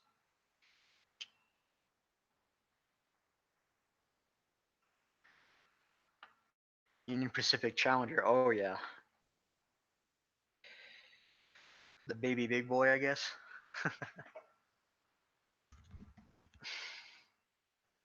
Not really. I'm sure I offended a lot of Union Pacific fans with that comment. You know, I respect the Challenger and the big boy. I really do. Even though the big boy is overrated, we all know that. But I do respect them. They're both good engines.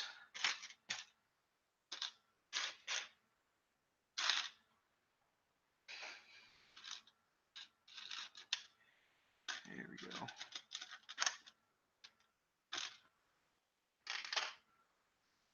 Gather up the parts and set them aside. Need one more part. There it is. Seen the CNO turbine? Yeah, I have. I've seen pictures of them. Obviously.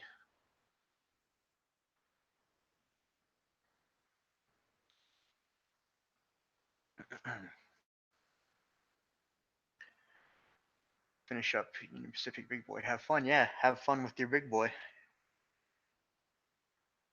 Norfolk and Western 475. That's one that I would love to build a Norfolk and Western M class at some point. I really love that locomotive. It's actually one of the ones that I have started legitimately researching. It's just I'm still more focused on other engines. But that is one that I am comfortable committing to at some point. I definitely, without a doubt, will at some point build a Norfolk and Western M class, likely 475.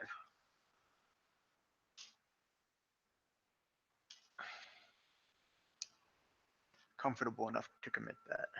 How much longer in my life? I have no idea. I really don't know. 284, yeah, it's a good engine. And the nickel plate 284s were some of the best locomotives, in my opinion, some of the best locomotives ever built.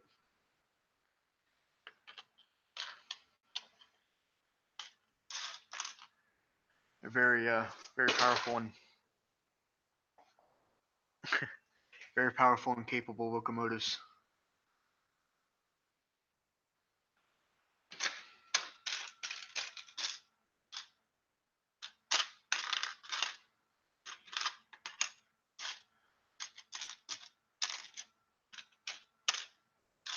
Now let's see here.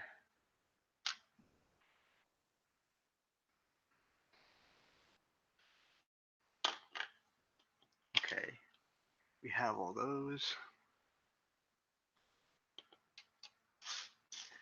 But I think we're getting towards the end of the Technic parts, which is kind of nice.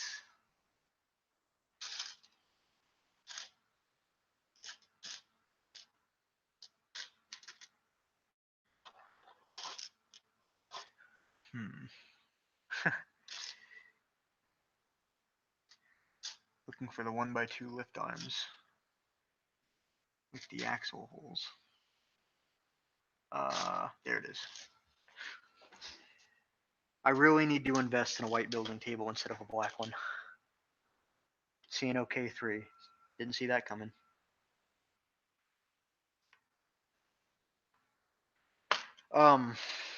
What I'll probably do is just live stream for a while longer. You know, I have no other plans tonight.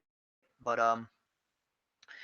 what I'll probably do is live stream a little bit more during the afternoon tomorrow to continue on, even though I probably still won't be able to finish it on the stream. I'll continue on then, you know, in the interest of keeping you guys, you know, the locomotive before you go. That's what I have. Not too much, but you know, we're getting somewhere. I'm gonna be finishing up the cylinder block here pretty soon.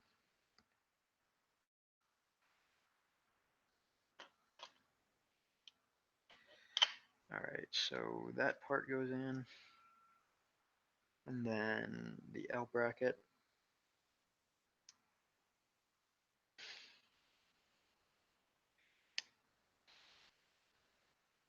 Oh, I failed. I need to put another part in before that. And I'm dropping stuff all over the place. Oh, it's going real well over here.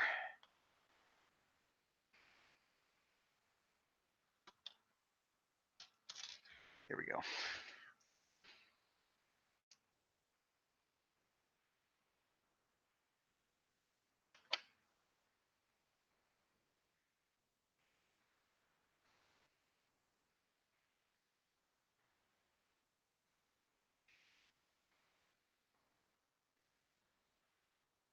There you go. Everything should click back in together. Almost there.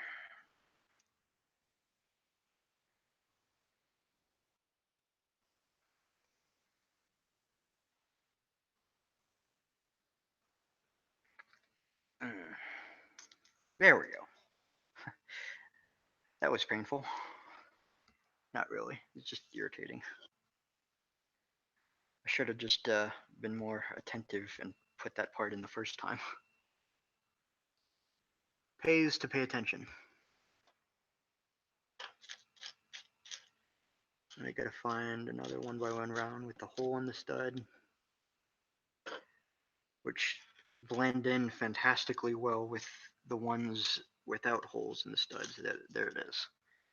Especially when there aren't very many in the kit. See you later, Nickel Man. I hope you enjoyed the stream. Have a great evening. So I believe that is the other cylinder assembly complete. So there's the cylinder block. Welcome back, Thomas Models. Now we're going to build another detail element before we put the cylinder assembly onto the chassis.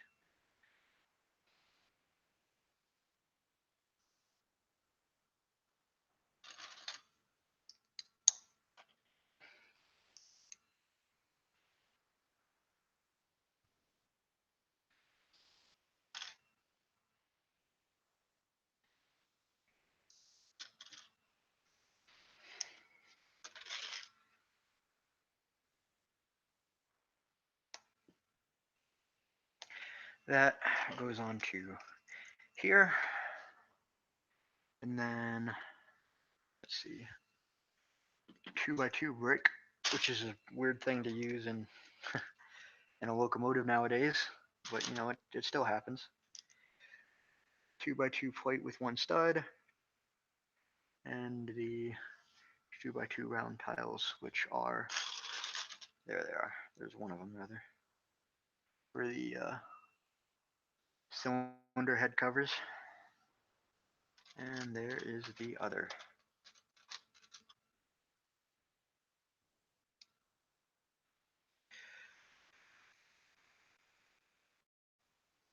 All right, that's on. And now there's the complete cylinder block. Never too late for the Mikado. We'll get to that. We will get to that at some point. I know we will.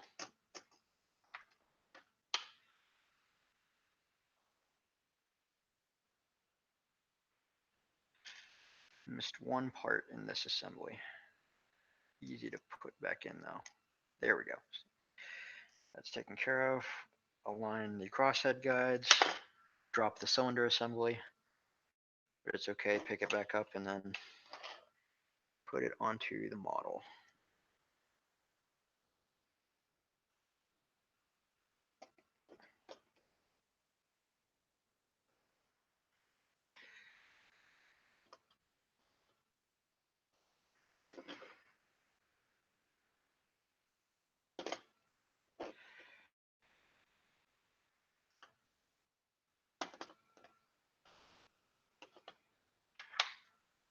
There you go.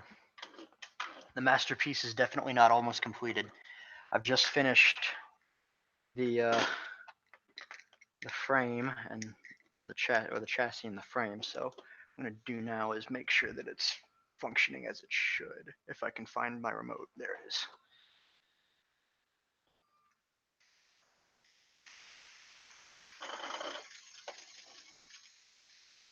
Wonderful.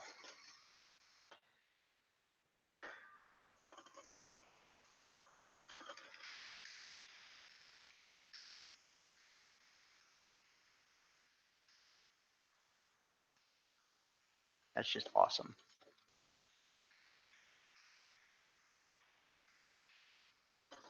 Stop that and adjust this eccentric crank on the fireman side. Be slightly less eccentric.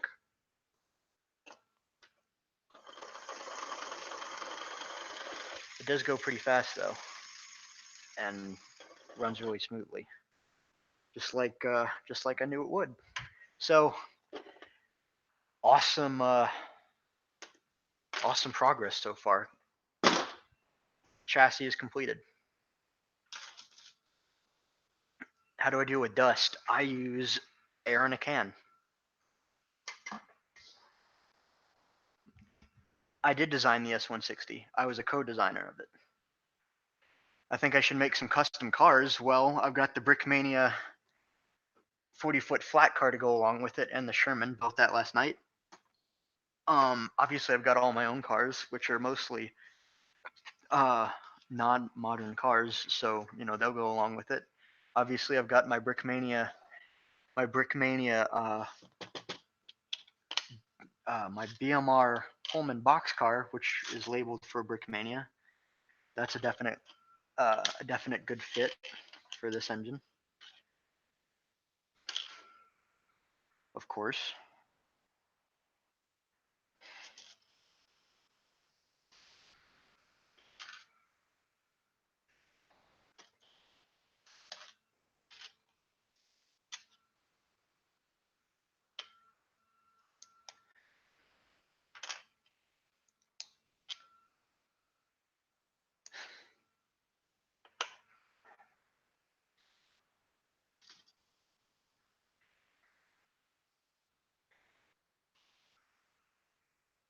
Oh, I did not put that on correctly. There we go, that's better.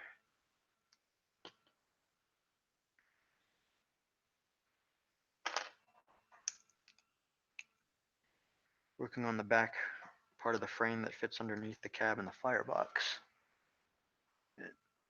Flip it over, one by one plates.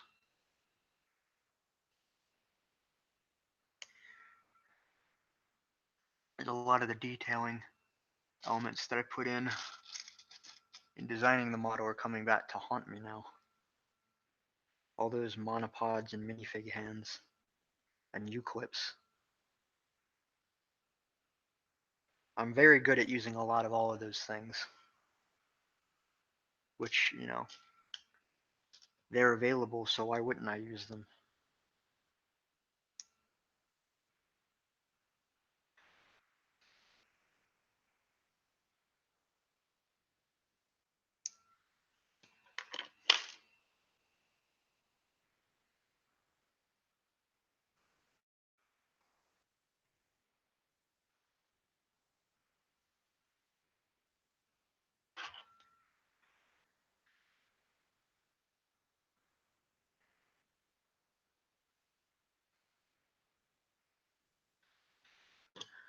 Now, so like right now I'm literally putting a minifig hand onto a monopod, which represents piping detail, and that's just like nuts. Because it's such a small, two very small parts representing a very small detail. But I put it on there because that's what I like to do. Now this goes on to, I'm gonna wrap this wire around to get it out of my way. And this goes on to back part of the frame. Studs on there as such.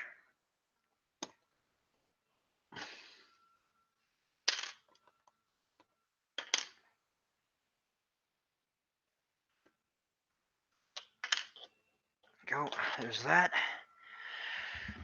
And then we'll build the rear coupler assembly. Always very important.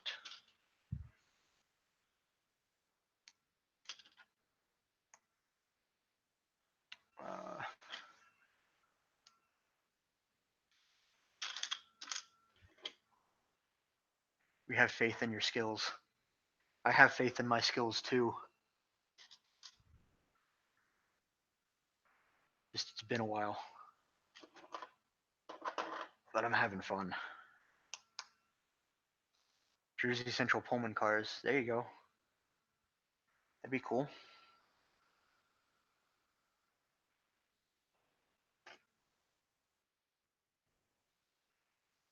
I have to remember where exactly this part is mounted at. One stud in, that's what I thought. We like to get close couplings, close connections on our. All right, yes, this part goes over like that. Some clever wire routing tricks that Cale and I developed for this engine just to make sure that it rotates, doesn't foul the coupler, and doesn't but you know, you can still put it exactly where you need to. So that's good. On to the next part is the rear frame details, where it comes back up and meets the top of the frame. I'm all about details. It's one of my, actually, what I'm working on putting in right now is one of my favorite details to add into locomotives without trailing trucks, such as the 280 like the S160. It's a really cool. It's something that I picked up on in studying a lot of different locomotive designs at different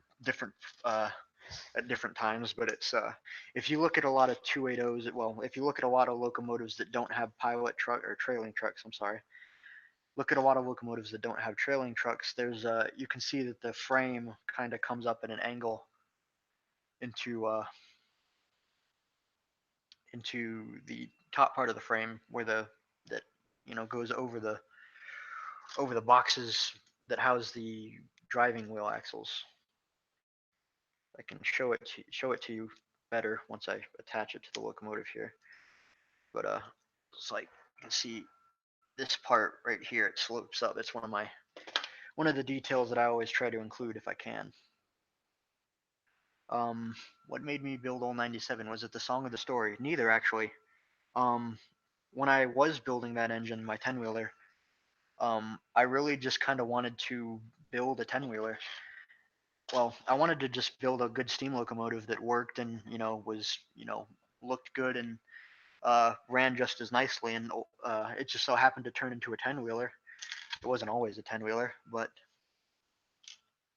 and it didn't start out with the song or the story of the Southern Fast Mail and the wreck, but it's kind of what it's known for now, I guess, isn't it? Well, my 10-wheeler, anyways. Let's see.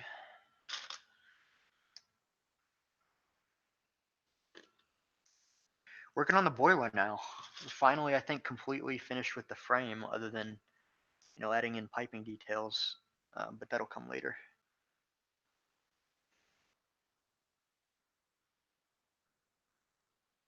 Hmm. 3x3 radar dish. There it is. What's interesting about the S160s, and something that Cale and I found, is that the smoke box door is off-centered just slightly. I thought that was pretty interesting.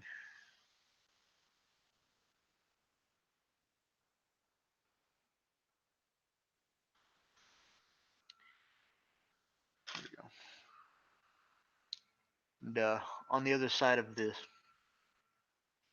smoke box, where the door is off-centered, is an air compressor. We obviously made sure to include that detail.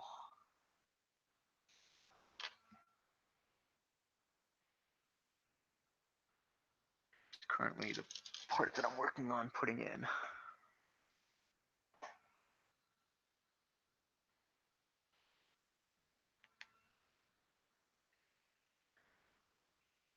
One by one round brick. There it is.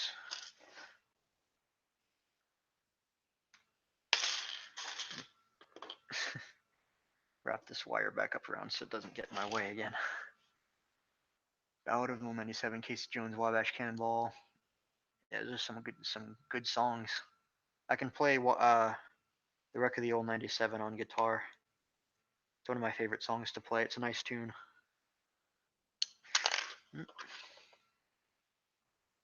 There we go.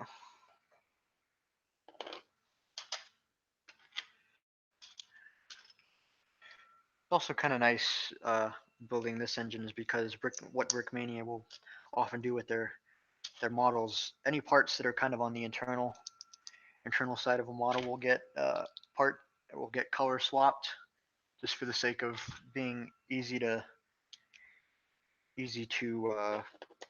get parts that are less expensive in certain colors. That's what they'll do, and so that's what they've done here. But it's kind of nice because usually when I've built, a lot of times, I guess I should say, when I've built steam locomotives in the past, it's just all black everywhere, which probably makes them a little bit more expensive than they need to be. But it's kind of nice not to have just the entire thing as black parts.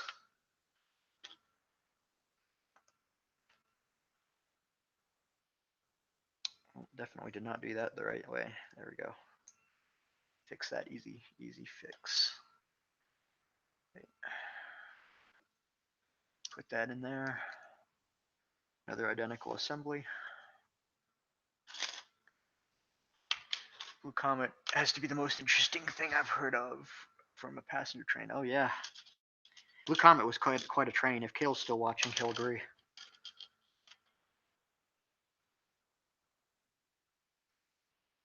Yeah, I play guitar a little bit. I'm not very good, but I enjoy picking around with it. I'm really not very good. It's just I can play a little bit.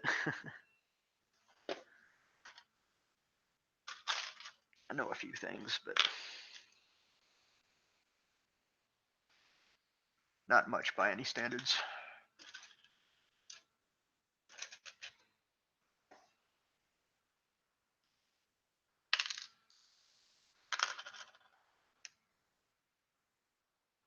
Oh, hey, Owen. It's all right. Glad you could make it. Progress is I've got the powertrain frame chassis done pretty much entirely. So Now I'm working on the boiler assembly. That's what I have so far. Just started working on that. Let's see. Yes, that's what I thought.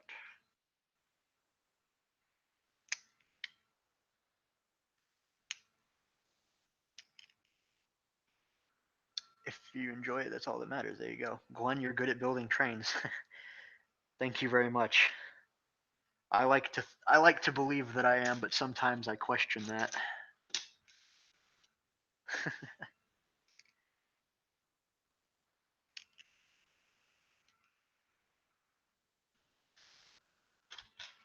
I appreciate the compliment, though. It's very nice of you to say.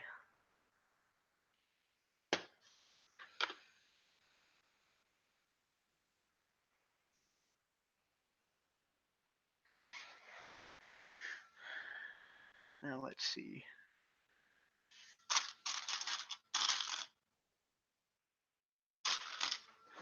One by two plate modified with one clip. There it is.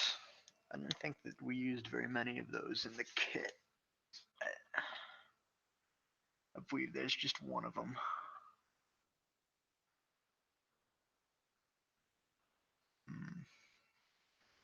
There.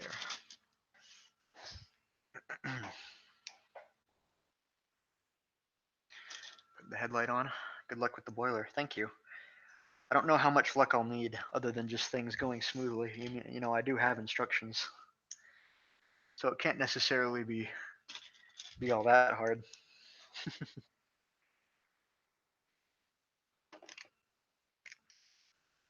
There you go.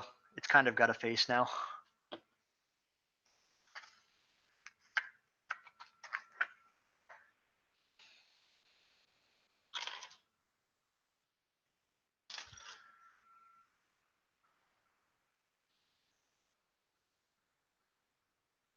Building the cab is very hard, harder than the boiler.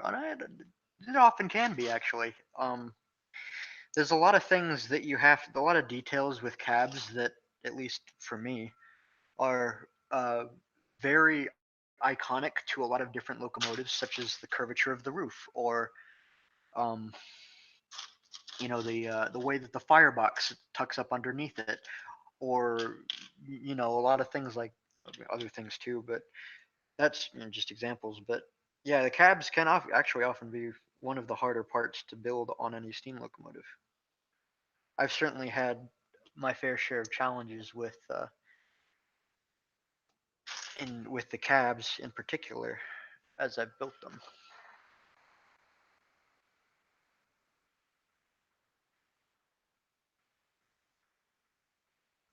Oh, and what do you mean? I just read your text message.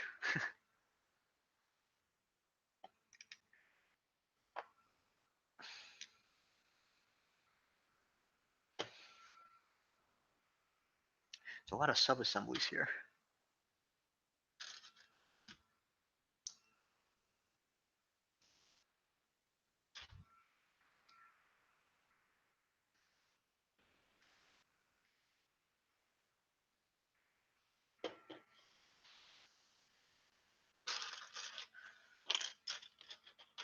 We fought over the T1 cab. We sure did.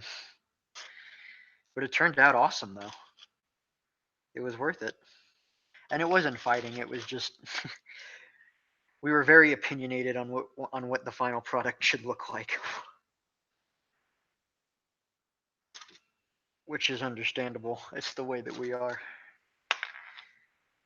But it was worth it in the end. It turned out really well. Hardest part is chassis and the valve gear. Yeah, that's if you're not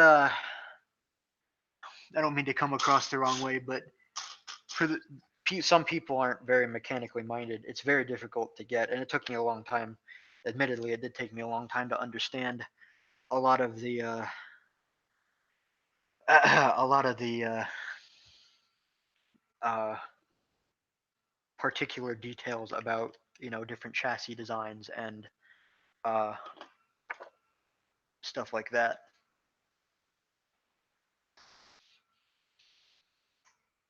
But very rewarding thing, at least for me. I love, one of my favorite things to build is just chassis. Different chassis.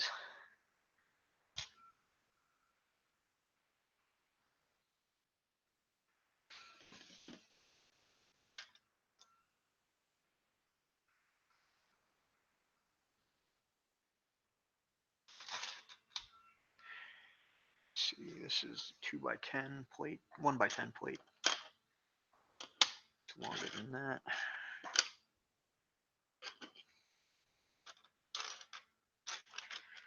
There we go.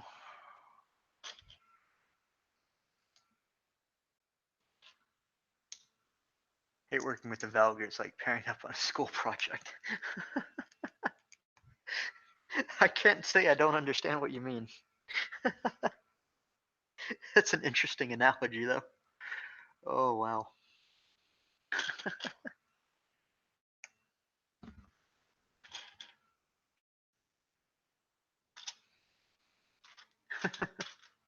That was pretty funny.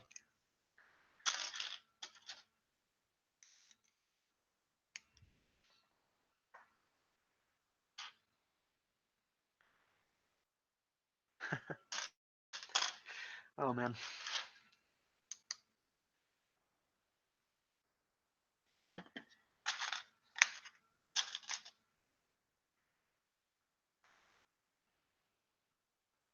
Let's see. One more of that part. There it is.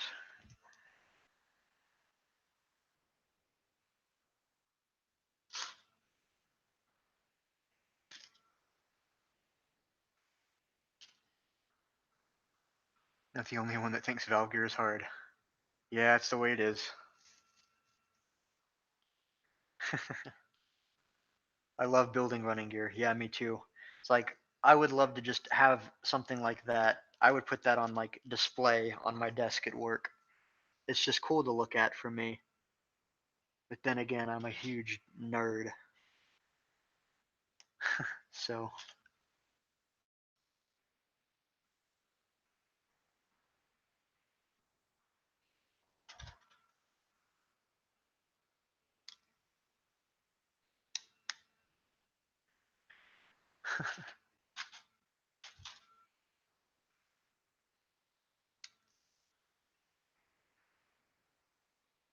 some interesting assembly steps right here. I never really got to see a lot of the interiors of the boiler when they were when it was being designed. That was mostly Cale's job. But this is pretty interesting stuff. Cool to see how this is shaping up.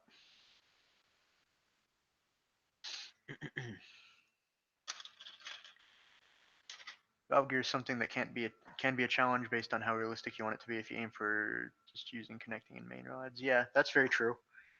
It depends on what you want to get out of it. You know, obviously I look to get as much much detail as I can out of it, but you know, there are a lot of more simple methods that can be, you know, used, and you know, oftentimes, you know, for a lot of people, it's definitely the way to go. There we go. Is there going to be another BMR steam locomotive kit in the future? I personally would like to see no Okinawa or Greenbrier, but welcome. Yeah, we're definitely going to do more kits. The T1 is just our first. We actually, admittedly, we have a second picked out already. And we have premium instructions, a locomotive picked out for premium instructions too. So we're not only going to offer steam locomotives and kits, we're going to do premium instructions versions of some. Um, not every single one that we do, but we'll kind of like, you know, separate them if you know what I mean.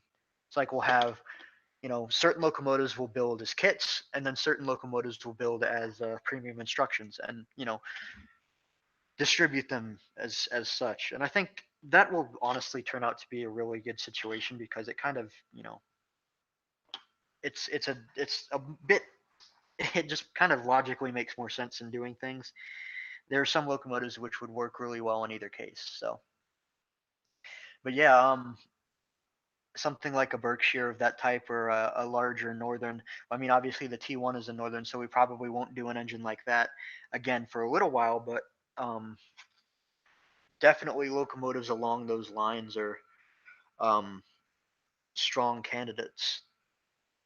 You know, we're always Cale and I talk a lot about locomotives that we would like to build, and we've got a lot of really nice ideas for locomotives that we could comfortably put on that list. We've got a few picked out right now, and a lot of them they're very different, which is a good thing. We don't want to just design very similar locomotives and only sell that. We're going to try and branch out as best we can.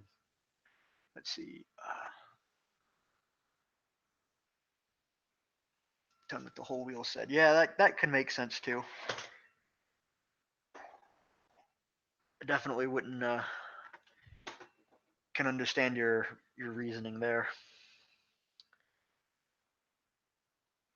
Be going to daily overrated Titanic. The Titanic.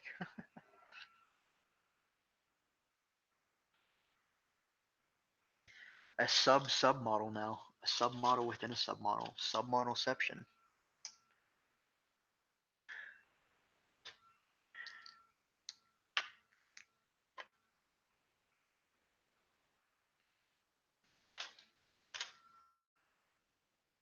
Design steam locomotives from smoke box to cab to tender. Sometimes the latter two can suffer the afterthought of that. Yeah, that makes sense a little bit too. What I usually like to do is to do, obviously, the frame and the running gears always should be first. And then I usually define the height of my cab and then build the boiler off of that. And then usually once I build the boiler, I can, define the length of the boiler, the position of the boiler relative to the height of the cab, and then I can kind of move that whole assembly up and down on uh, on my locomotive frame to fine tune that and get the overall height of the locomotive correctly. It's just the way I like to do things, and it's a technique, or it's a process that I've grown to really become comfortable with, and so it just makes sense to me. Obviously, do what you do what makes sense to you. There's really no right answer. So box cabs, yeah, I've actually built a box cab. It was several years ago for one of the competitions that they ran on one of the Flickr pages back in the day. They don't do that anymore. Um, but yeah, I did build one. It was a version of a Lionel box cab that I kind of liked, and so it was a New York Central design. Is I think it was a fantasy locomotive for the New York Central, but it was just one of those ones that Lionel just slapped New York Central logos on it and said, "Hey, yeah." But yeah, I did build one. Will decals still be available if you only make the instructions? For what locomotives are you talking about? You mean the premium instructions locomotives? Because then yes, what we would probably end up doing is having like having it similar to our freight cars. We'd have like the base car in the box, and then like optional decals. So got plenty of ideas there.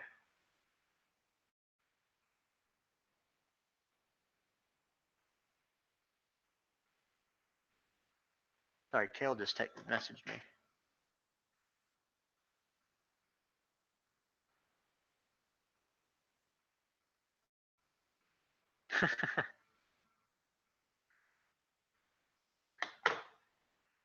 Apparently, Walters is making a wide vision caboose, just like ours. And I lost my place in the instructions. That's great.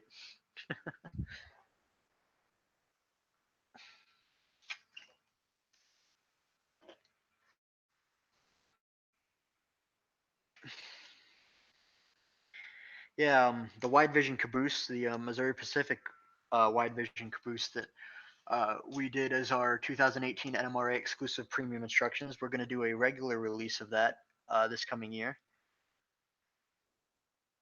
Have Owen help you with the Berkshire.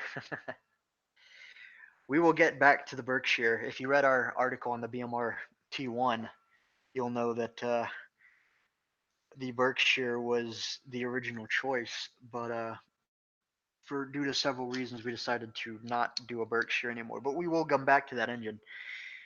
We definitely will do that. Um, Just we got other things to do and worry about right now. So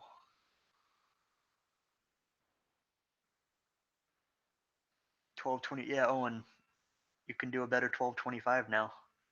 Should see the roundhouse at Steamtown. I've already seen the roundhouse at Age of Steam, so nothing else can compare now.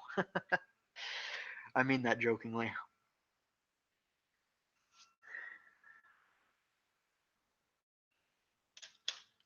But really, Age of Steam is incredible.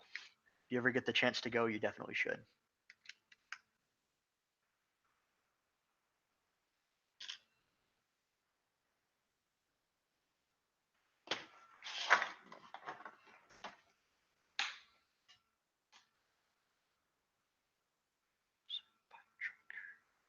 Sorry, I'm making sure I didn't miss anything that people have been trying to text me about or something.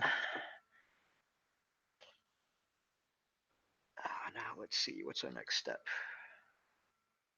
Building the very strange dome on this S160. And strange it sure is. Basically this one giant rectangle.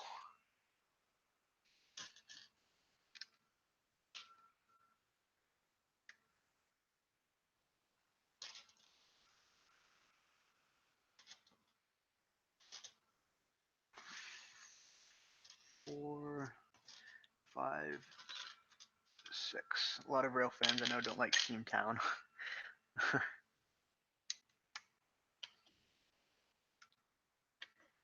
Yeah, it's got its fans and it's got its people that don't really like it, but you know, there's a lot going on there.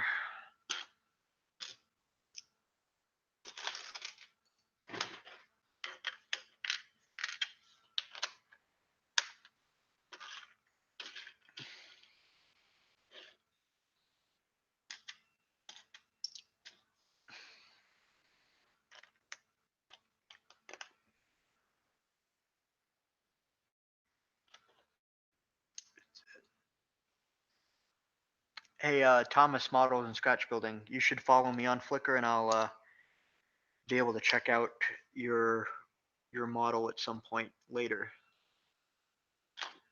I can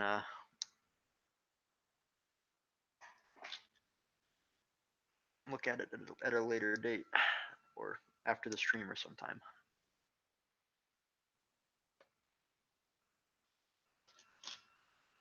Welcome back, Nickelman.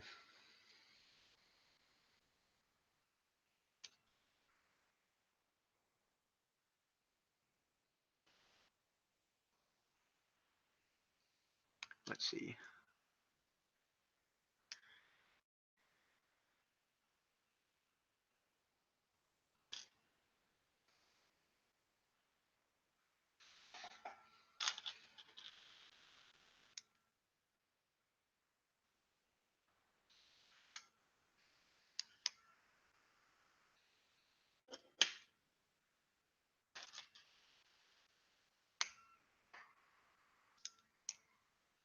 Let's see, gotta find the two ingot pieces, which look a lot like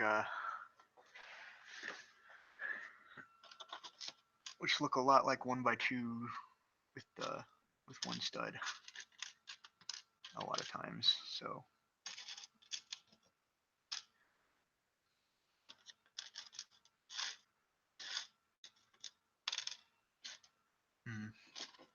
maybe I'm looking in the wrong place.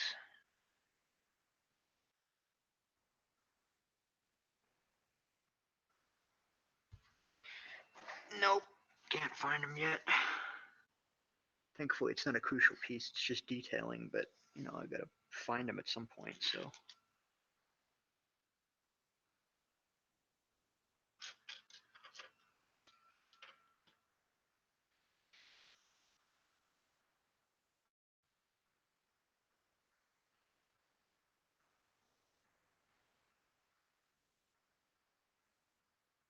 Yeah, Owen, I definitely think you should keep your original 1225 around.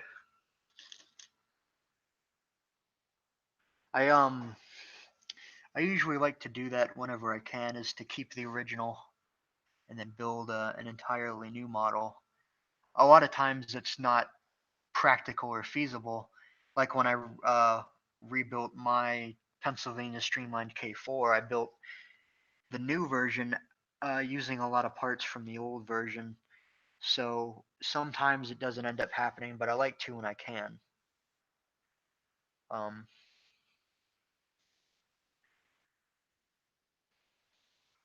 it's always my choice if I have that choice.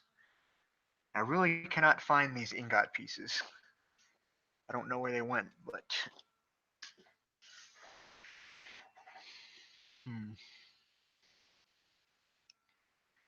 I don't know what they look like underneath. So I've actually I'm not very familiar with the part in general. So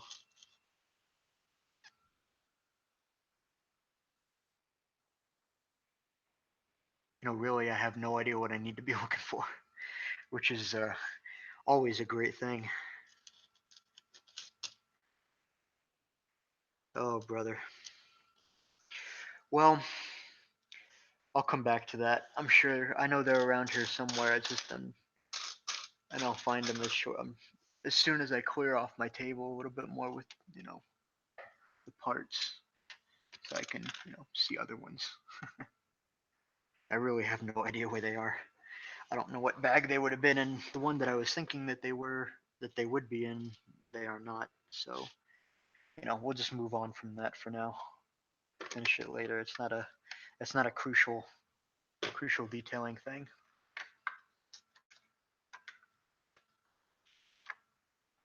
Any interesting train accident stories? A lot. They look like tiles went upside down. Okay, then I'm probably just gonna need to flip a bunch of the tiles over.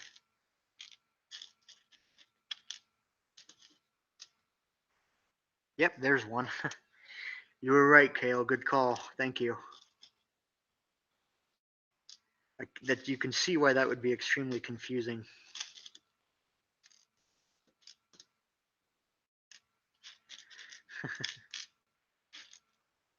Thank you, Cale. There's the other one. Yep, see what? There's the ingot piece, and then there's what it looks like underneath. There's no difference between that and the 1x2 tile. Precisely zero difference, visually, anyways. But there. Let's see, how's it coming so far since I left? Well, I've got the boiler going here. Chassis and running gear is still finished, obviously. Looking at the chat now.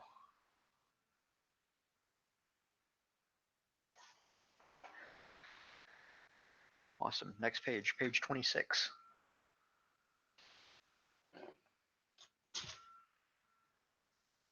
A lot of steps in this engine.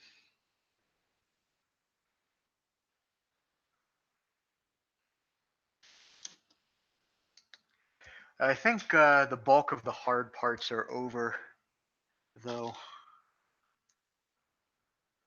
I also should mention that I did order the brick stuff light kit, and that is going to be sent out on Monday for this engine. So I'm excited to get that. It was an optional extra that brick stuff put together. Actually, to my complete surprise, I honestly had no idea about it, nor did Cale.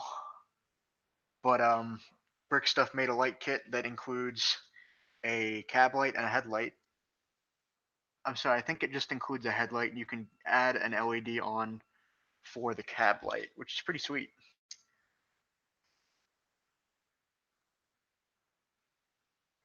Let's see.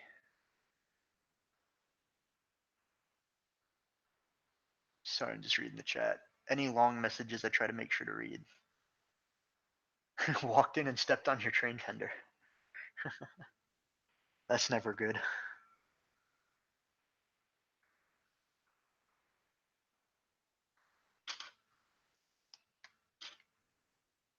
So, Owen, I guess you're thinking about turning your 1225 into a C&O engine. You're gonna make Nader's Mox pretty jealous.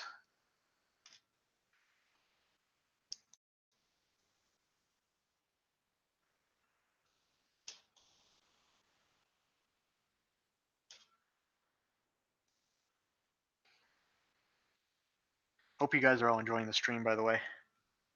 Picking up a little bit of speed here now that the powertrain and the chassis and all that fun stuff is taken care of now.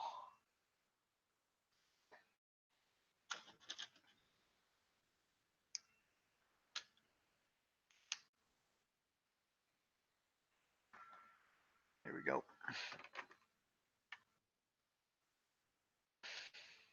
Interesting steps indeed.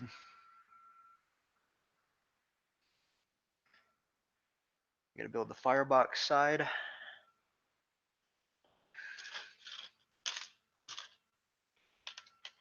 Which is basically just two identical mirror images of each other. So in a way, not necessarily identical, but in a way.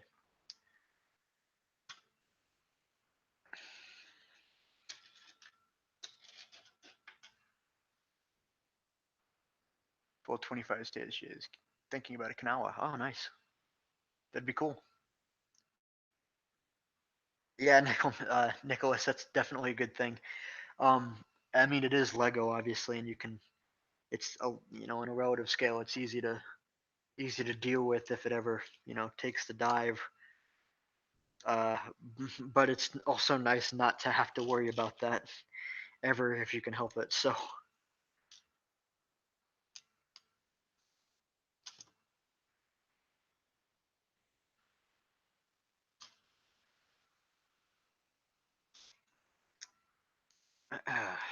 There we go.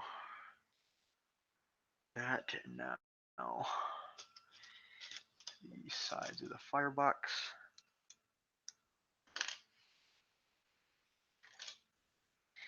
There we go. And then the gray clips angled at such weirdness because that's the way that I like to do details. Just fun that way. There we go. All right, that's taken care of. Put that on now. Excellent. And I believe we'll just do the same thing on the other side now. Actually, no, we're not. We're going to build the entire engineer's side of the boiler and then move on to the entire fireman side, which, either way makes sense, honestly. And of course, if you build the S160 for yourself, you're more than free to skip around in the instructions. But it's also easy to just build it straight through.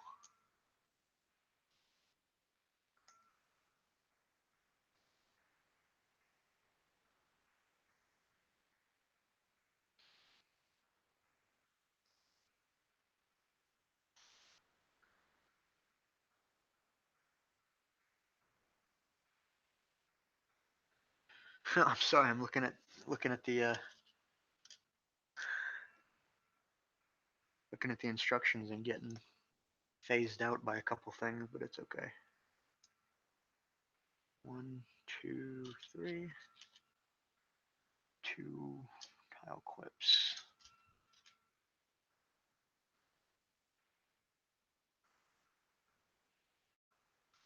Oh, that didn't need to go there.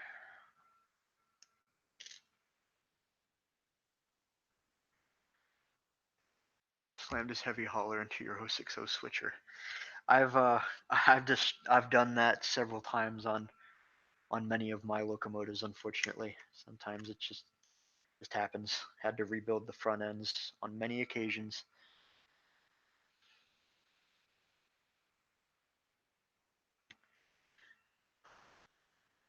It's part of the fun.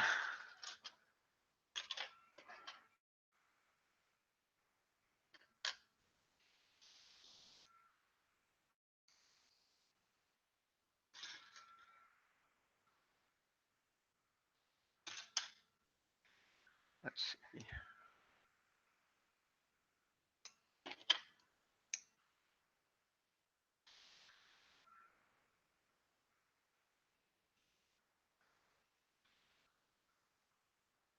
Let's see.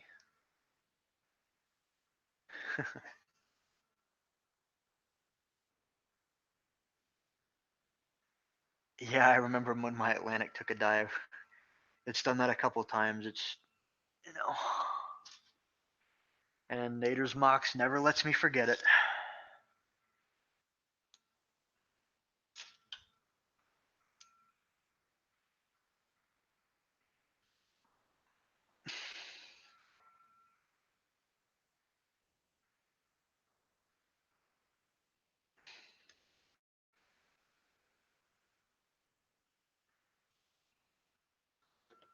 See you later, Owen.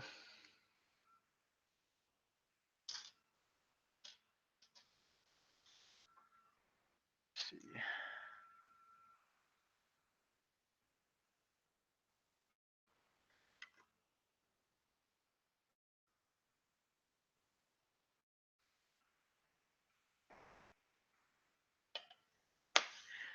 Let's see. Now I need an 8 stud long piece.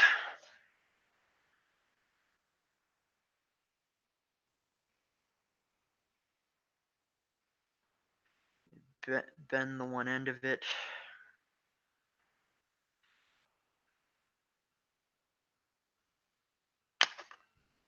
And put crazy monopod assembly on it because that's what I do.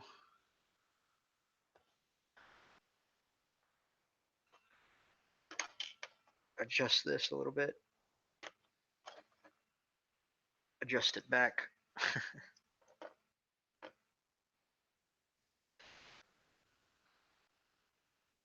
Craziness in dealing with flex tube. The way it is. There we go, it should be better. And then that's taken care of. I need a 14 stud long piece, which I believe would be this. Can always measure by putting some parts together at the correct length and checking. Yep, that's 14 studs.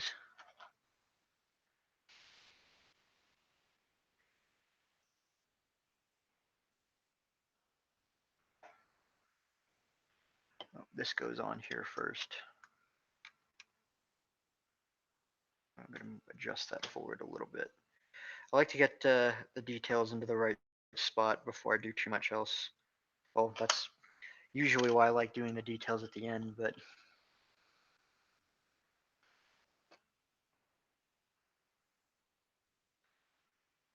technically right now I am building not my own locomotive.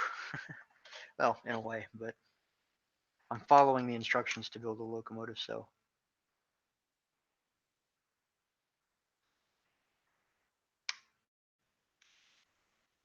That goes on there really well. And the 14 stud long piece, well, where did that piece come from? I missed that. I'll have to go back. 1 second.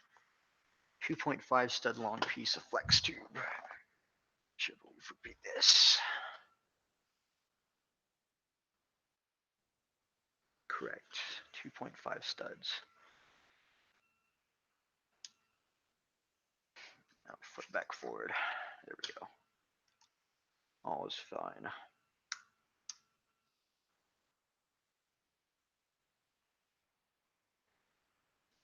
Ever designed a model with a rat's nest of gears to power it? I don't know quite what you mean by a rat's nest of gears. Sounds interesting though.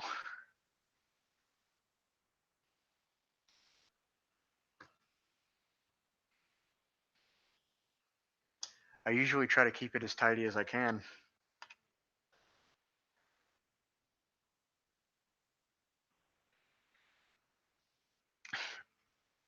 And that's only when I do design locomotives with driver powered.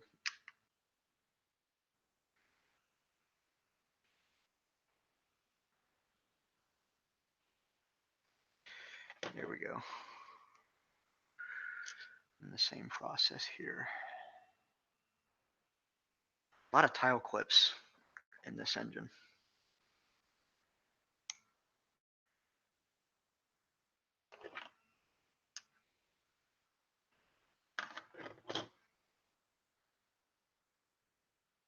Oh, no, I haven't needed to do that yet, thankfully, but if it gets the job done, you know, it is what it is.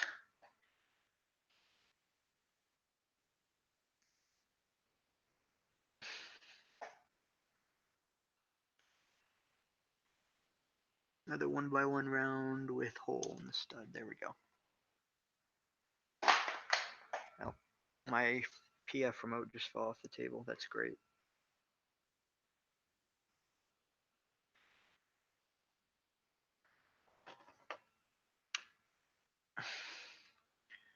There's a boiler side. Looking pretty nice. Missed a piece. That's okay.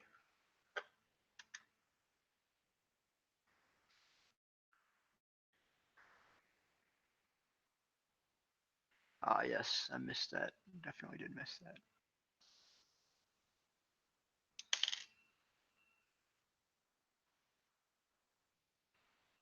One there. One here.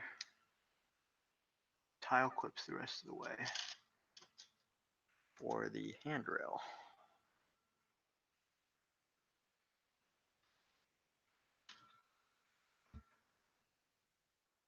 Anyone else used the buffer couplers and regret all that altogether because he used on your American locomotives? I don't. I try not to do that. Fortunately, I have amassed a collection of the old style magnets, which I can't find right now. It's in this other box over here.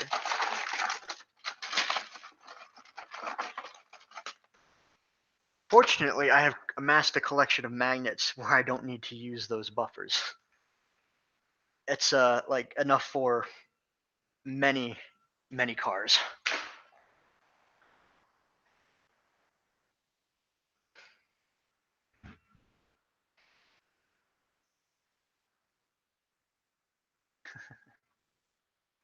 All right.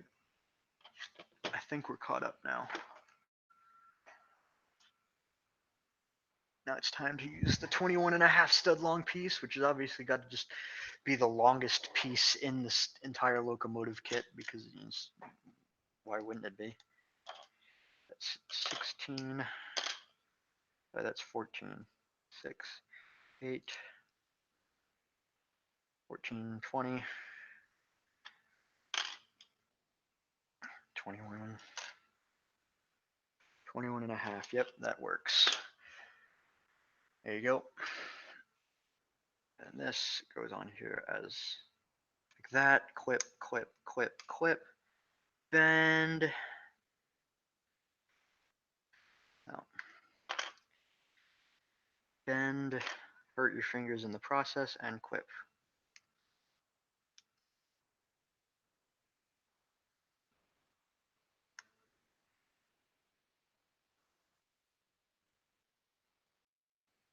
Flex tubing is kind of hard to bend, but you know you got to do it.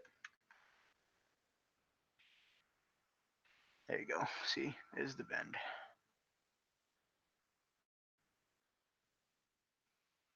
There you go. Streaming for 1 minute. Yeah, we've been going for about 2.5 hours now, which is a crazy amount of time.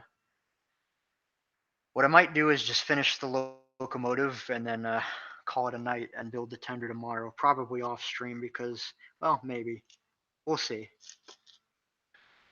We'll just, we'll see about that.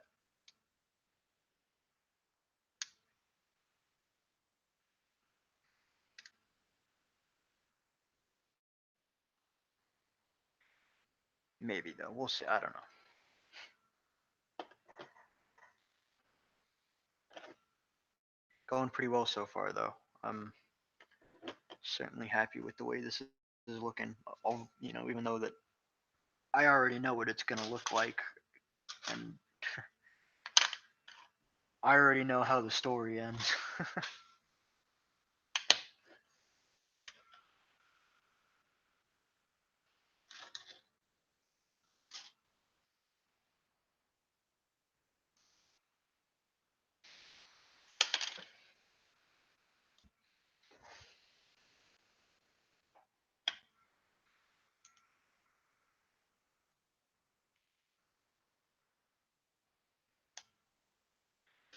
Now I'm working on the other side of the boiler, which is the fireman side.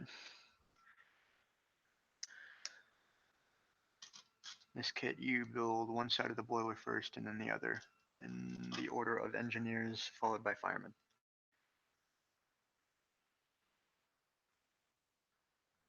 How long will it take to finish? I'm not sure. Don't kink the flex tube. Well, that's what the instructions tell me to do. Also, it's not kinking, it's just a bend.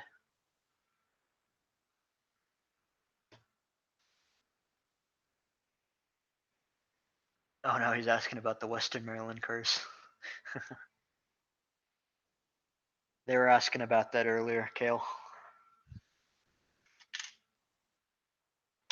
And I imparted some history.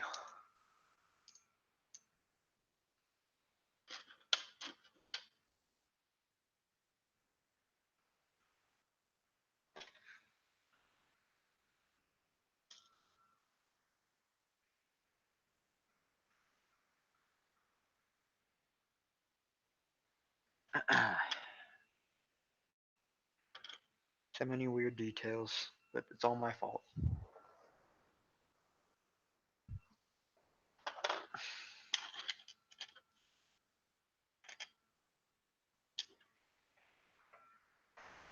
.5 stud flex tube. There we go. That's what we need. Yeah, it's probably going to take longer than the Emerald Knight. There's a lot less parts in the Emerald Knight, if I remember correctly. Maybe not a lot less, but many less parts.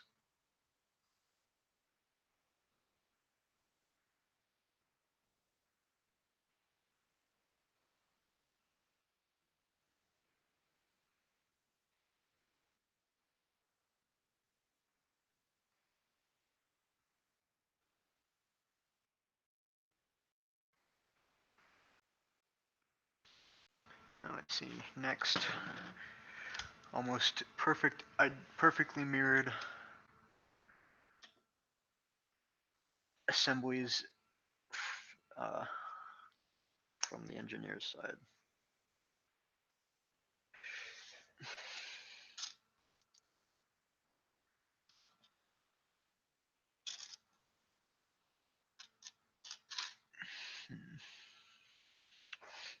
Hopefully I don't need very many more of them, but I do, so I just can't find them. Oh, they're around. Just not looking hard enough. 3 1x1 tiles. 1, 2, 3. Tile clip.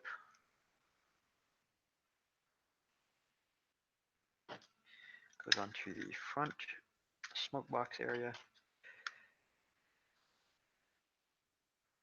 Simultaneously breaking off the steps on the other side of the locomotive. Go. Take about a year. Work at your own pace, exactly.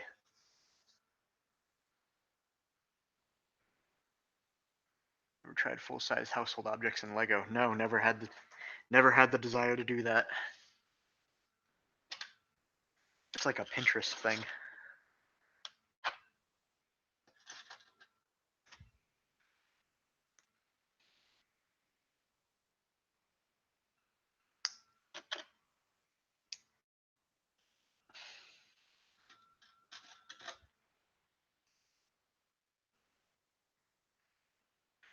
Need 5 curved slopes, which I can't see by looking at my table right now. That's great.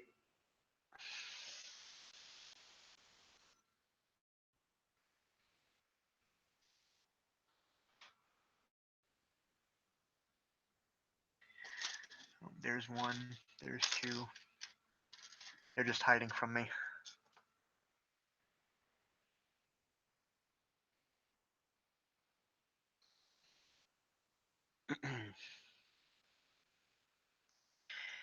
One, 2, 3. 2 more.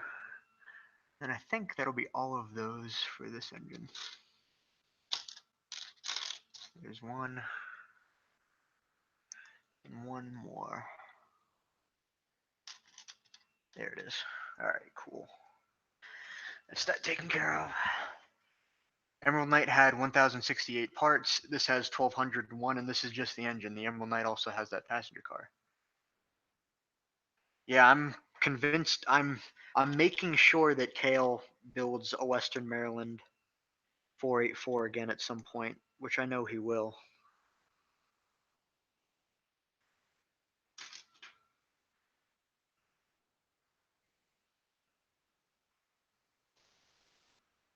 One, two. Of course, some more tile clips. Getting there, guys. Another 8-stud long piece of flex tube.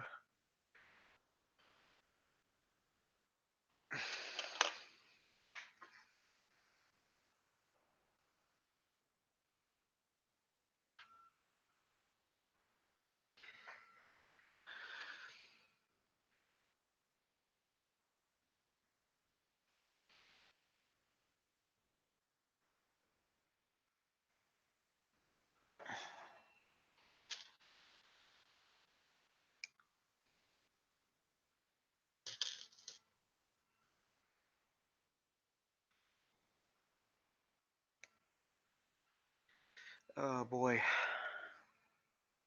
It's getting intense.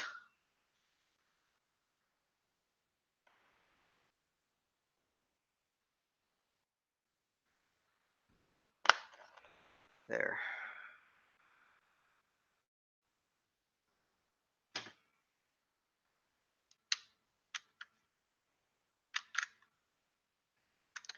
Put that onto the boiler.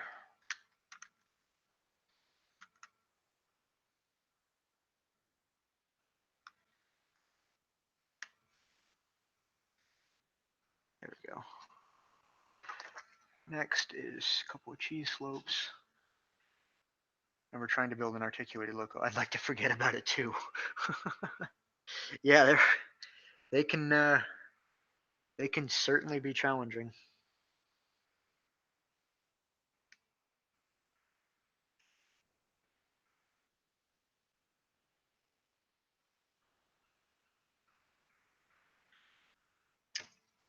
Oops.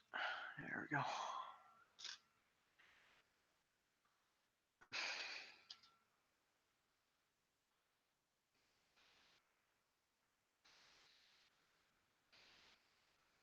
Making sure I got all my parts correct. Part placement's correct. There we go. Let's see, another one of these. Tile clips, a 1.5 stud long piece of flex tubing. You know, that has a reason to exist. There it is. Monopod on the end of that. Big boy is overrated. Now you get it. That's the spirit.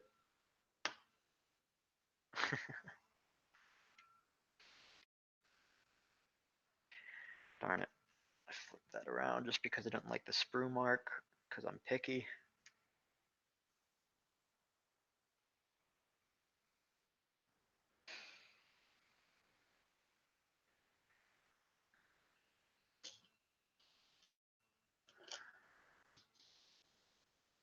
Put the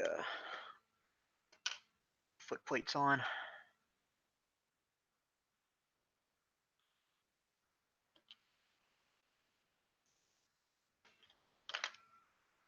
Running boards, I guess, would be a more appropriate name. Foot plate is where the fireman stands on the tender, I think.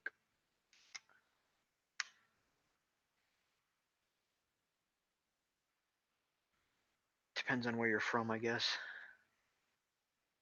There we go. There's that. And then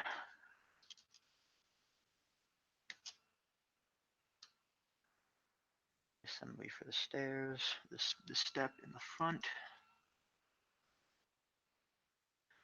There we go.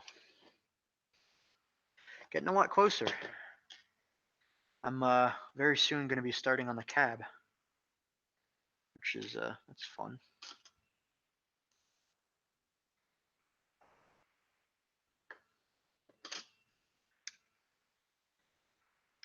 Almost there. Put the running board on. That's good. As long as it's positioned properly, that is.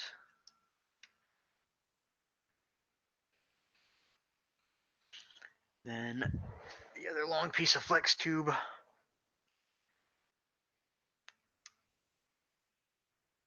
Bend it.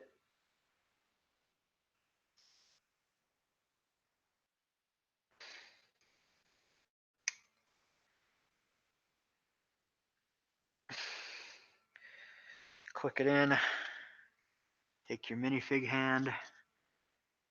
Click that on there. Rotate it back up.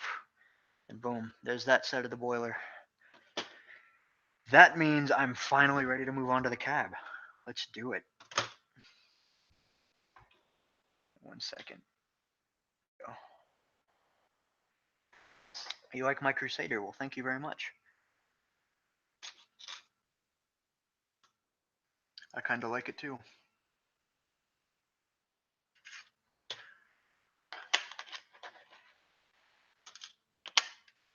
Cabs, I feel, is going to take up a lot of steps. But it's awesome that way. It means that there's a lot of details.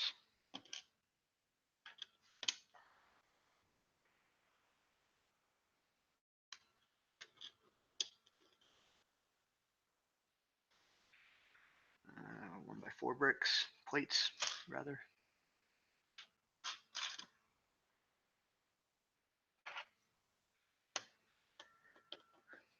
Almost 10 o'clock. Wow, I've been going for nearly 3 hours. World record attempt, Brickmania S160 locomotive.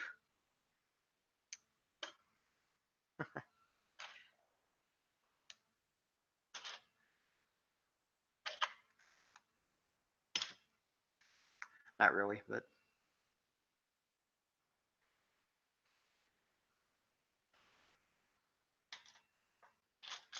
2x4 plates.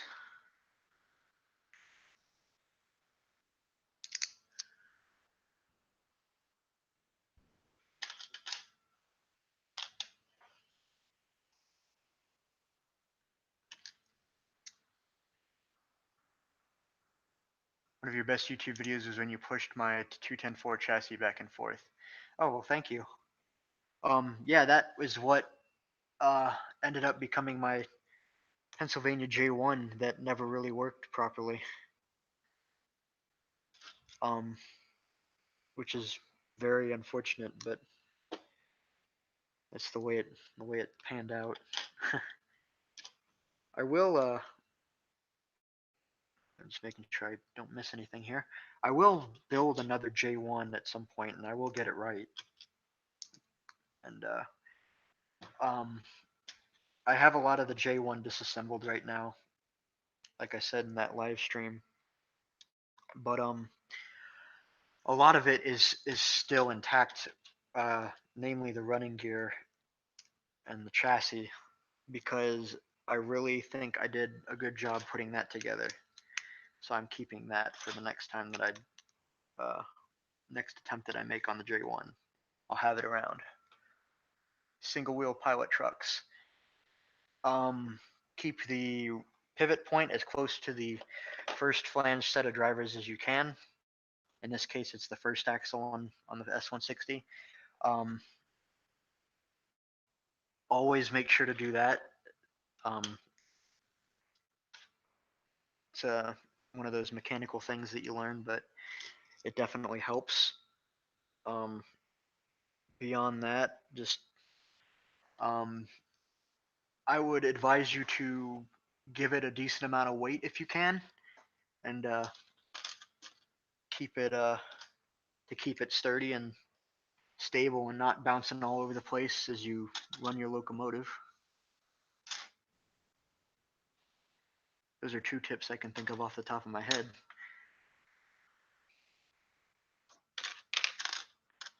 After that, it gets kind of more case by case, but those are 2 good rules of thumb.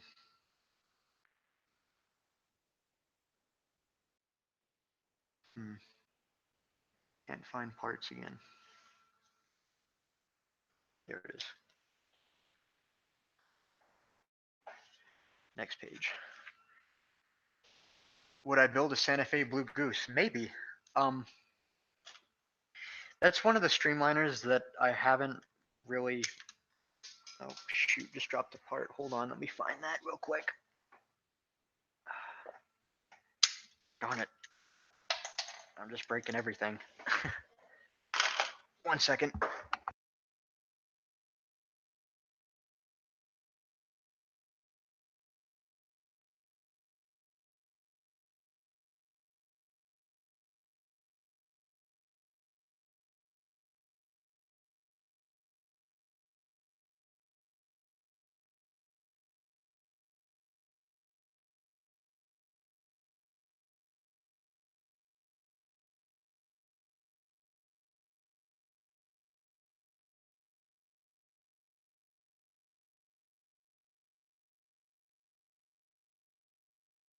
I'm looking on the floor for this part that I dropped, but I can't find it.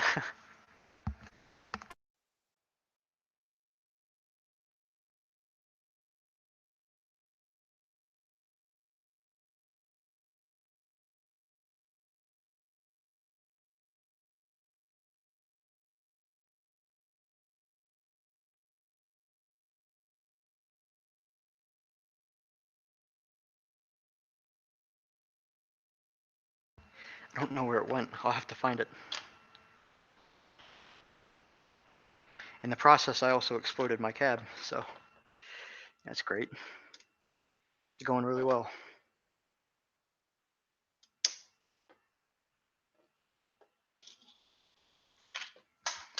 I'm just dropping everything now. My goodness.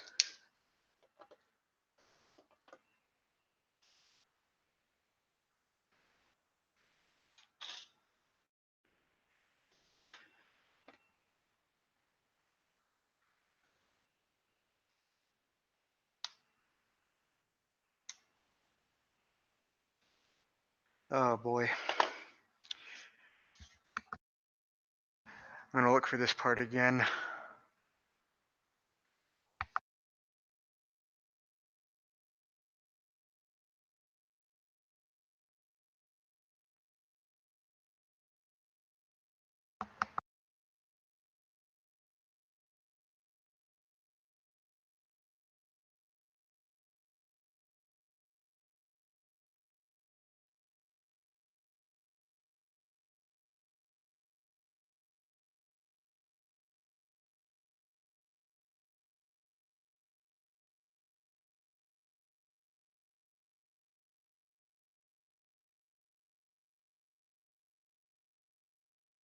It really is nowhere to be found, unfortunately. I'll have another one.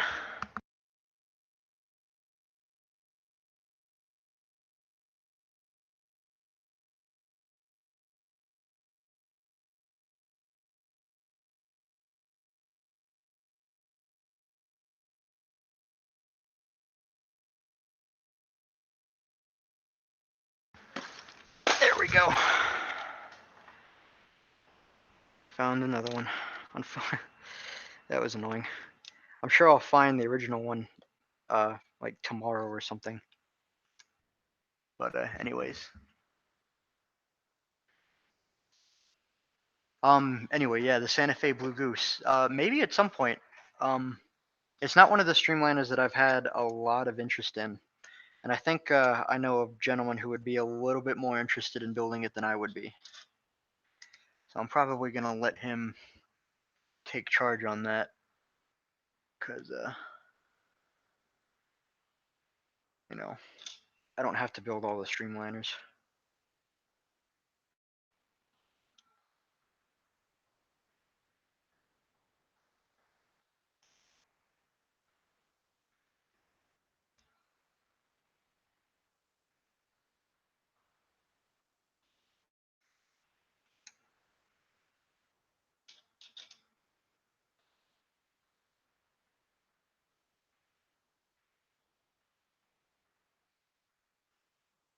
Oh yeah, Cale is thought about or seriously considered doing an I1SA again, one of the Pensy decapods.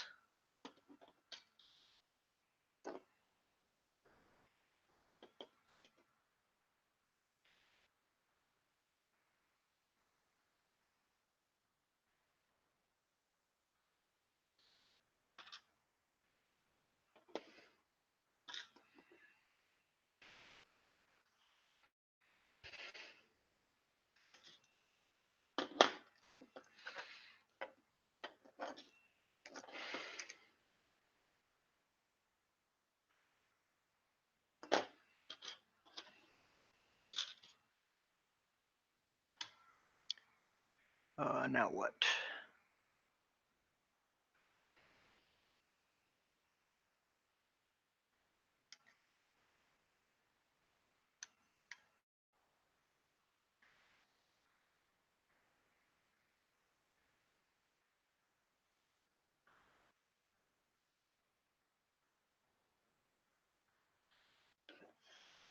Two stud long pieces of flex tube and 1.5 stud long pieces of flex tube.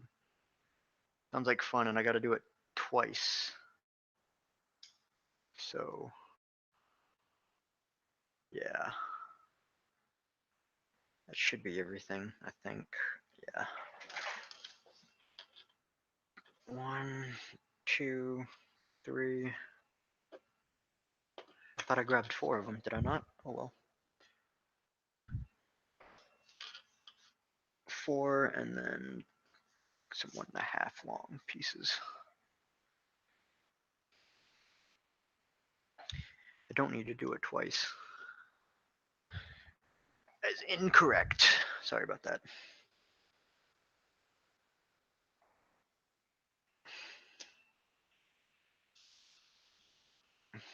Time to put more hands inside a flex tube.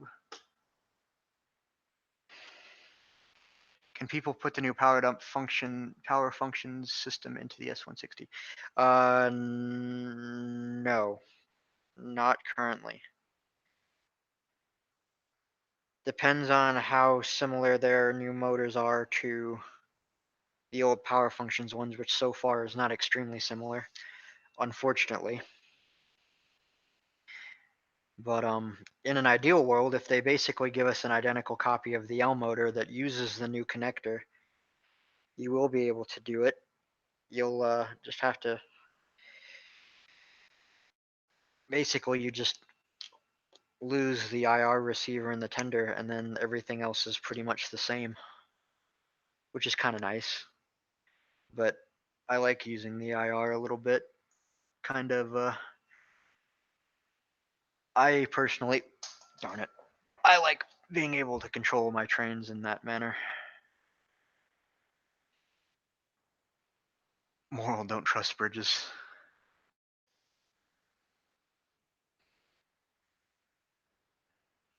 No, powered up won't really work with the S160, unfortunately. At least not in its current form. Maybe at some point, though.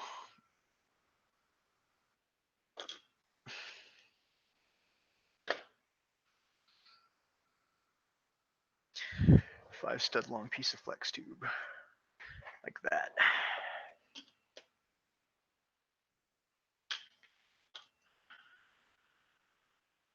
Nope, that's 4.5. 5.5, 5 studs long like this. There we go. Just bent.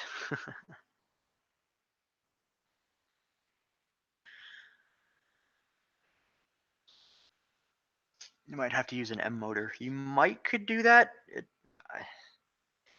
I'm not gonna try. I like my power functions, thank you.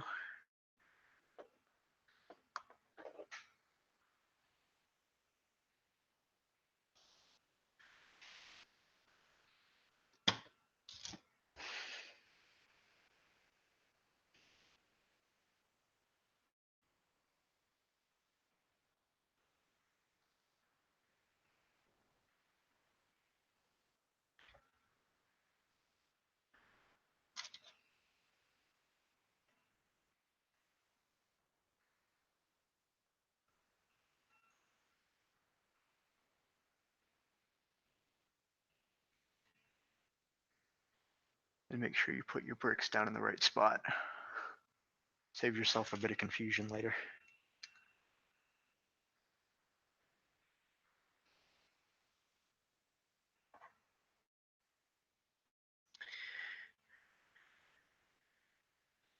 And now we assemble this on.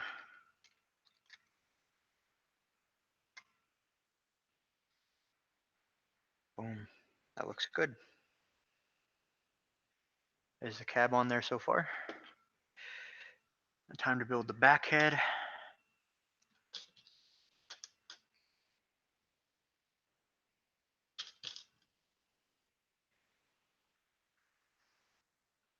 A lot of tile clips. Wow. One.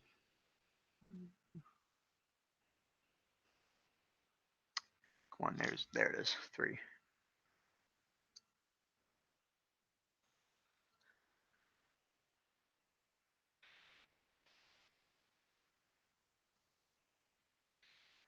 And then by 3. Tile. Tile.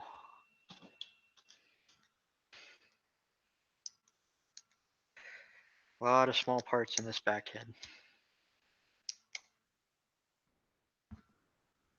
8 o'clock here in Canada. You're on the western end then, I guess.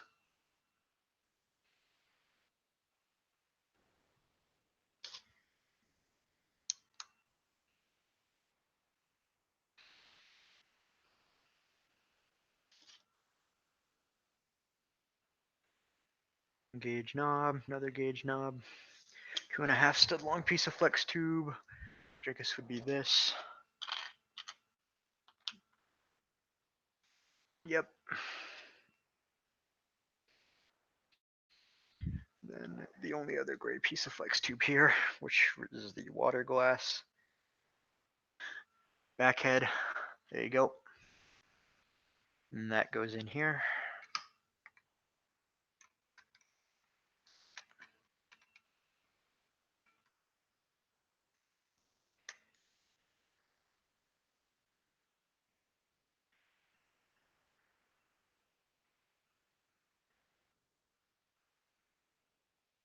There we go. Huh. I think I put that in the right way. Yeah. Next,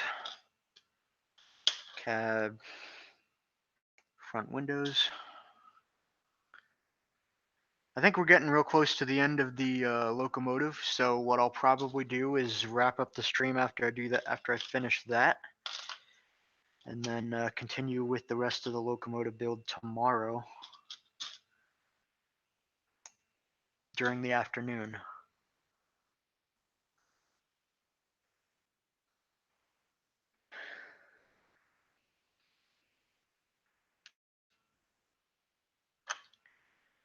That window's in. That window's in. There goes your front windows. Break off another detail and trying to handle the boiler. All right, time to build the cab assembly, or the cab roof, rather.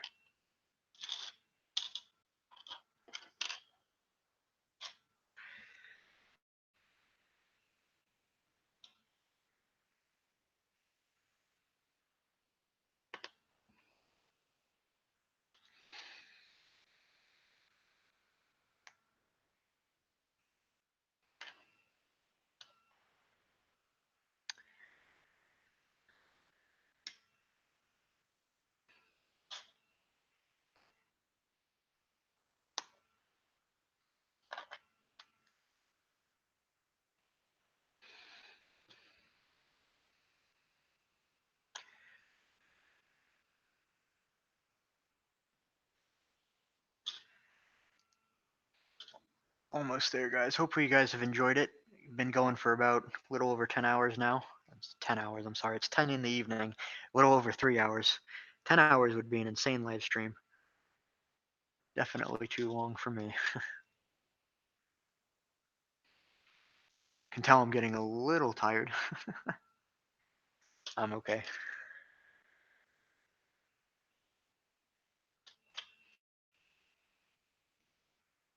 One of the features Cale and I did include in this locomotive is an opening cab roof. Like the hatch on the top, you can hose it closed or open, which is cool.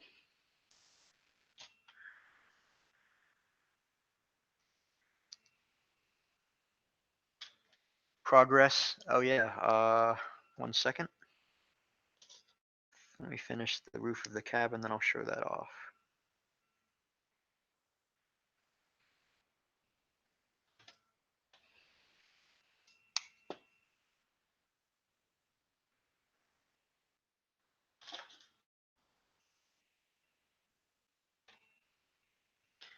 One of the other cool things that we did with this cab roof is we made it such that it is a continuous curve rather than, you know, using the slope bricks to go up, and then you have that little half plate in height and then the curved slopes. It's one continuous curve, so that half plate difference is eliminated. It looks gives the model a really clean look.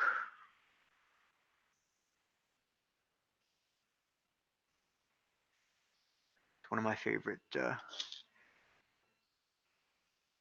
very nice way to model a cab roof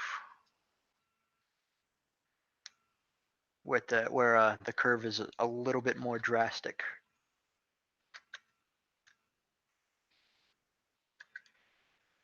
Just like that. All right, so there's the boiler and cab. Pilot the chassis and motor and such. Now we're putting on the details. So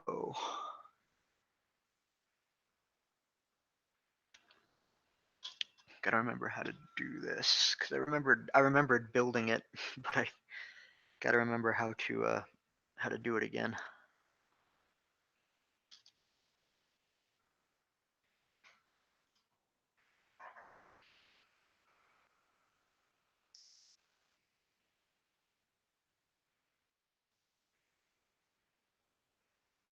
Cab roof up close. There you go. See, like it's one continuous curve instead of having that half plate kind of jagged edge, I guess would be a way to describe it. 11 stud long piece of flex tube. Should be that long. Yep.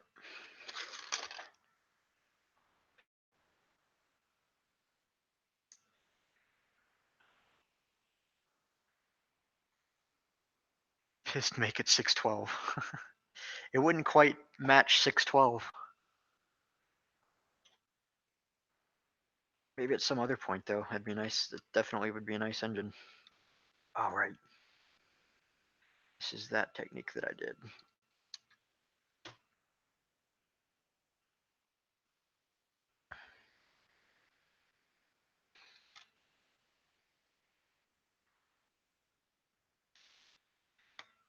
There we go.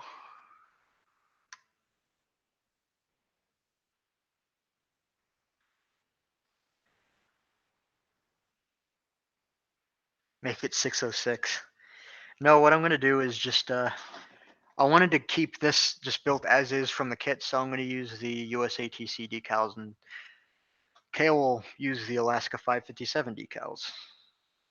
And we made that deal a little while ago, so that's how we're gonna do that.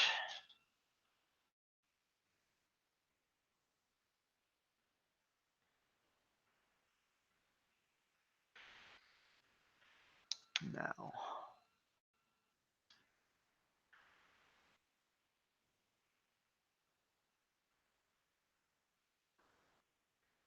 five stud long piece of flex tube, which I believe would be that. Yep. Some U-clips.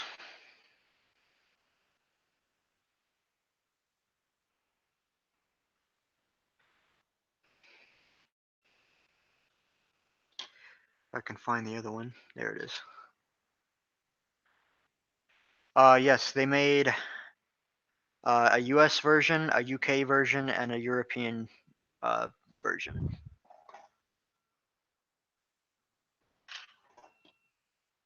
Another 11 stud piece. There we go.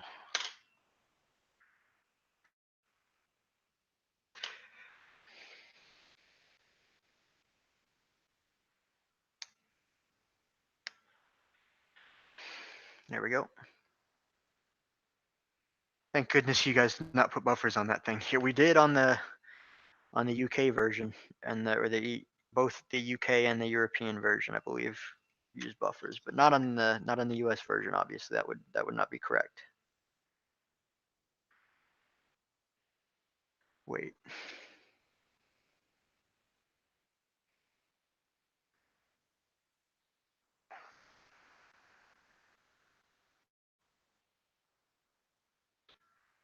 Yeah, that's correct.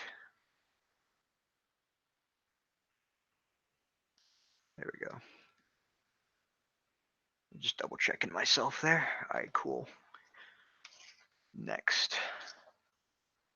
Now, time to mount the boiler and cab to the chassis, which is awesome. Well, before I do that, actually, I'm going to go ahead and do this real quick. So I think this should be the 10 stud long piece of flex tube, which will be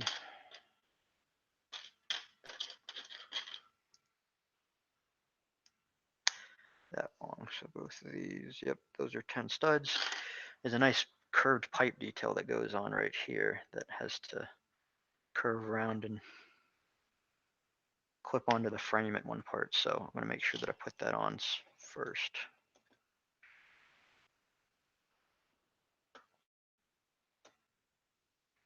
We're getting there though. I think after this, if I'm correct, yep, after this I'll be done with the locomotive. So let me just take a little bit of time here and get the make sure that I don't get the well, make sure that I get the pipe bending correct before I get too far into it.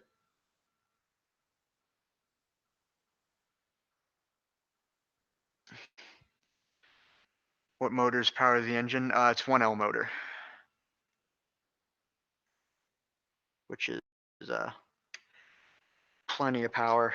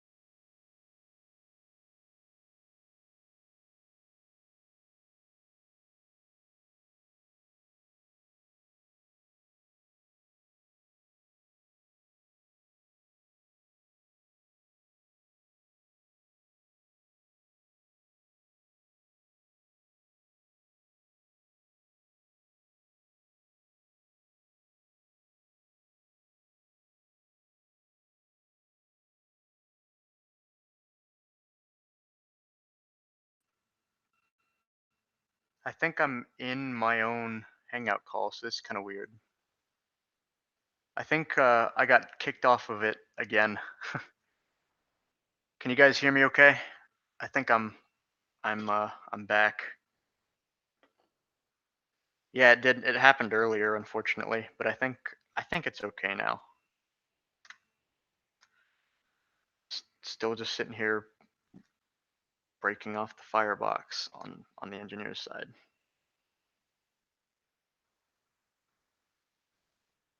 All right, cool. I'm back. All right. Time to mount the cabin boiler to the frame.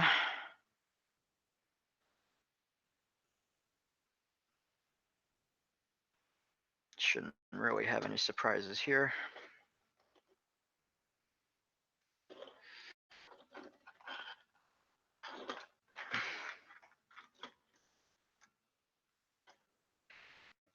Almost there, guys. It actually went pretty smoothly. Guess I shouldn't really be surprised, but you know, anything can happen. All right. There we go. That's the locomotive finished.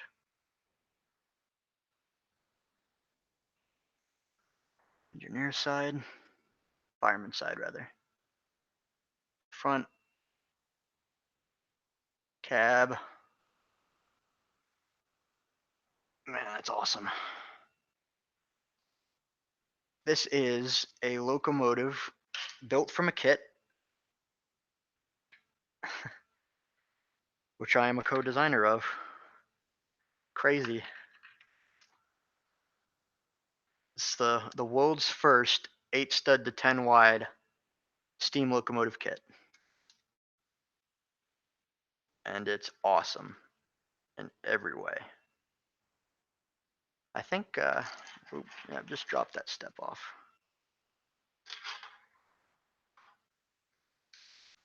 There we go. Thank you, Owen. Yeah, it's not done yet. I still got to build the tender, but it's getting kind of late. It's about 10:20 here, and later, later elsewhere. So I think what I'm gonna do is leave it here for now. But I'm pretty happy with this. This is pretty awesome.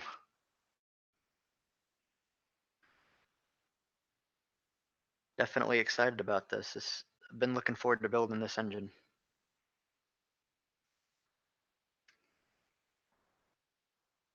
Hopefully the glare isn't too bad, but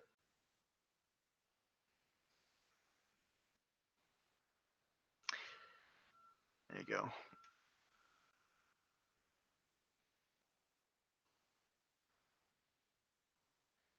Hope you guys like it. I certainly do.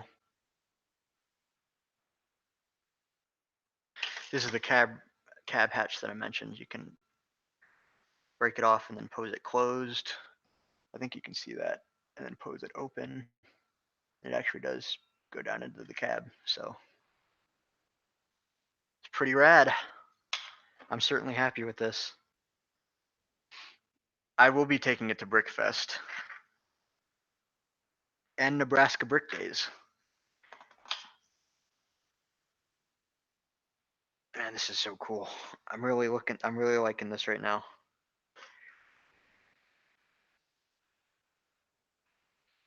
It's pretty sweet. Is the boiler certified? It is certified by me. There you go, guys.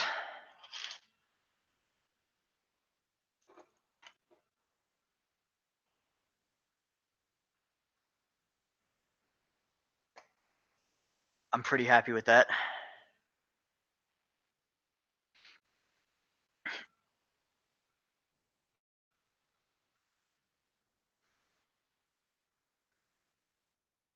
Awesome. All right, I'm gonna leave it there for tonight, guys. I hope you guys enjoyed the stream.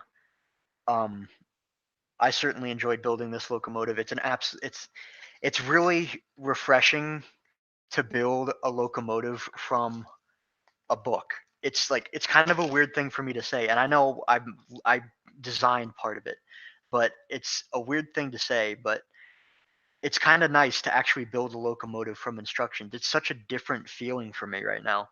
Like I'm actually, following the instructions and, you know, building a locomotive, like not just off the top of my head or having to design it off the top of my head, but rather I can, build this.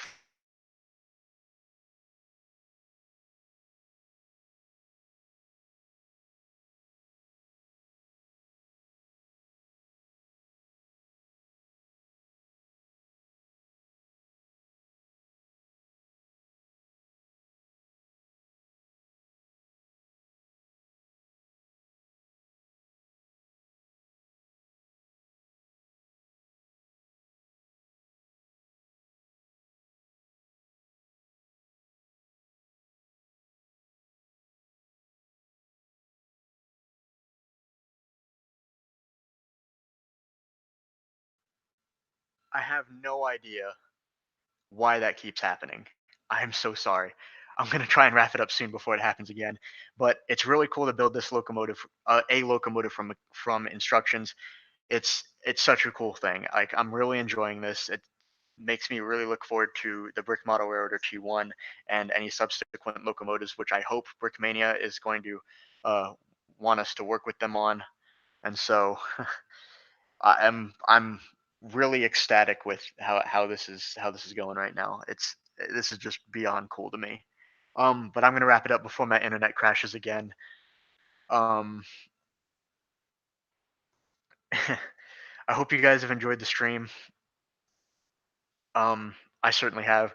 Um, if you missed the Sherman tank and the flat car that I built yesterday, I left the the stream up on my channel. I'll leave this one up as well, and then I'll probably stream at some point tomorrow, probably around say 2 p.m., 1 or 2 p.m. Eastern time.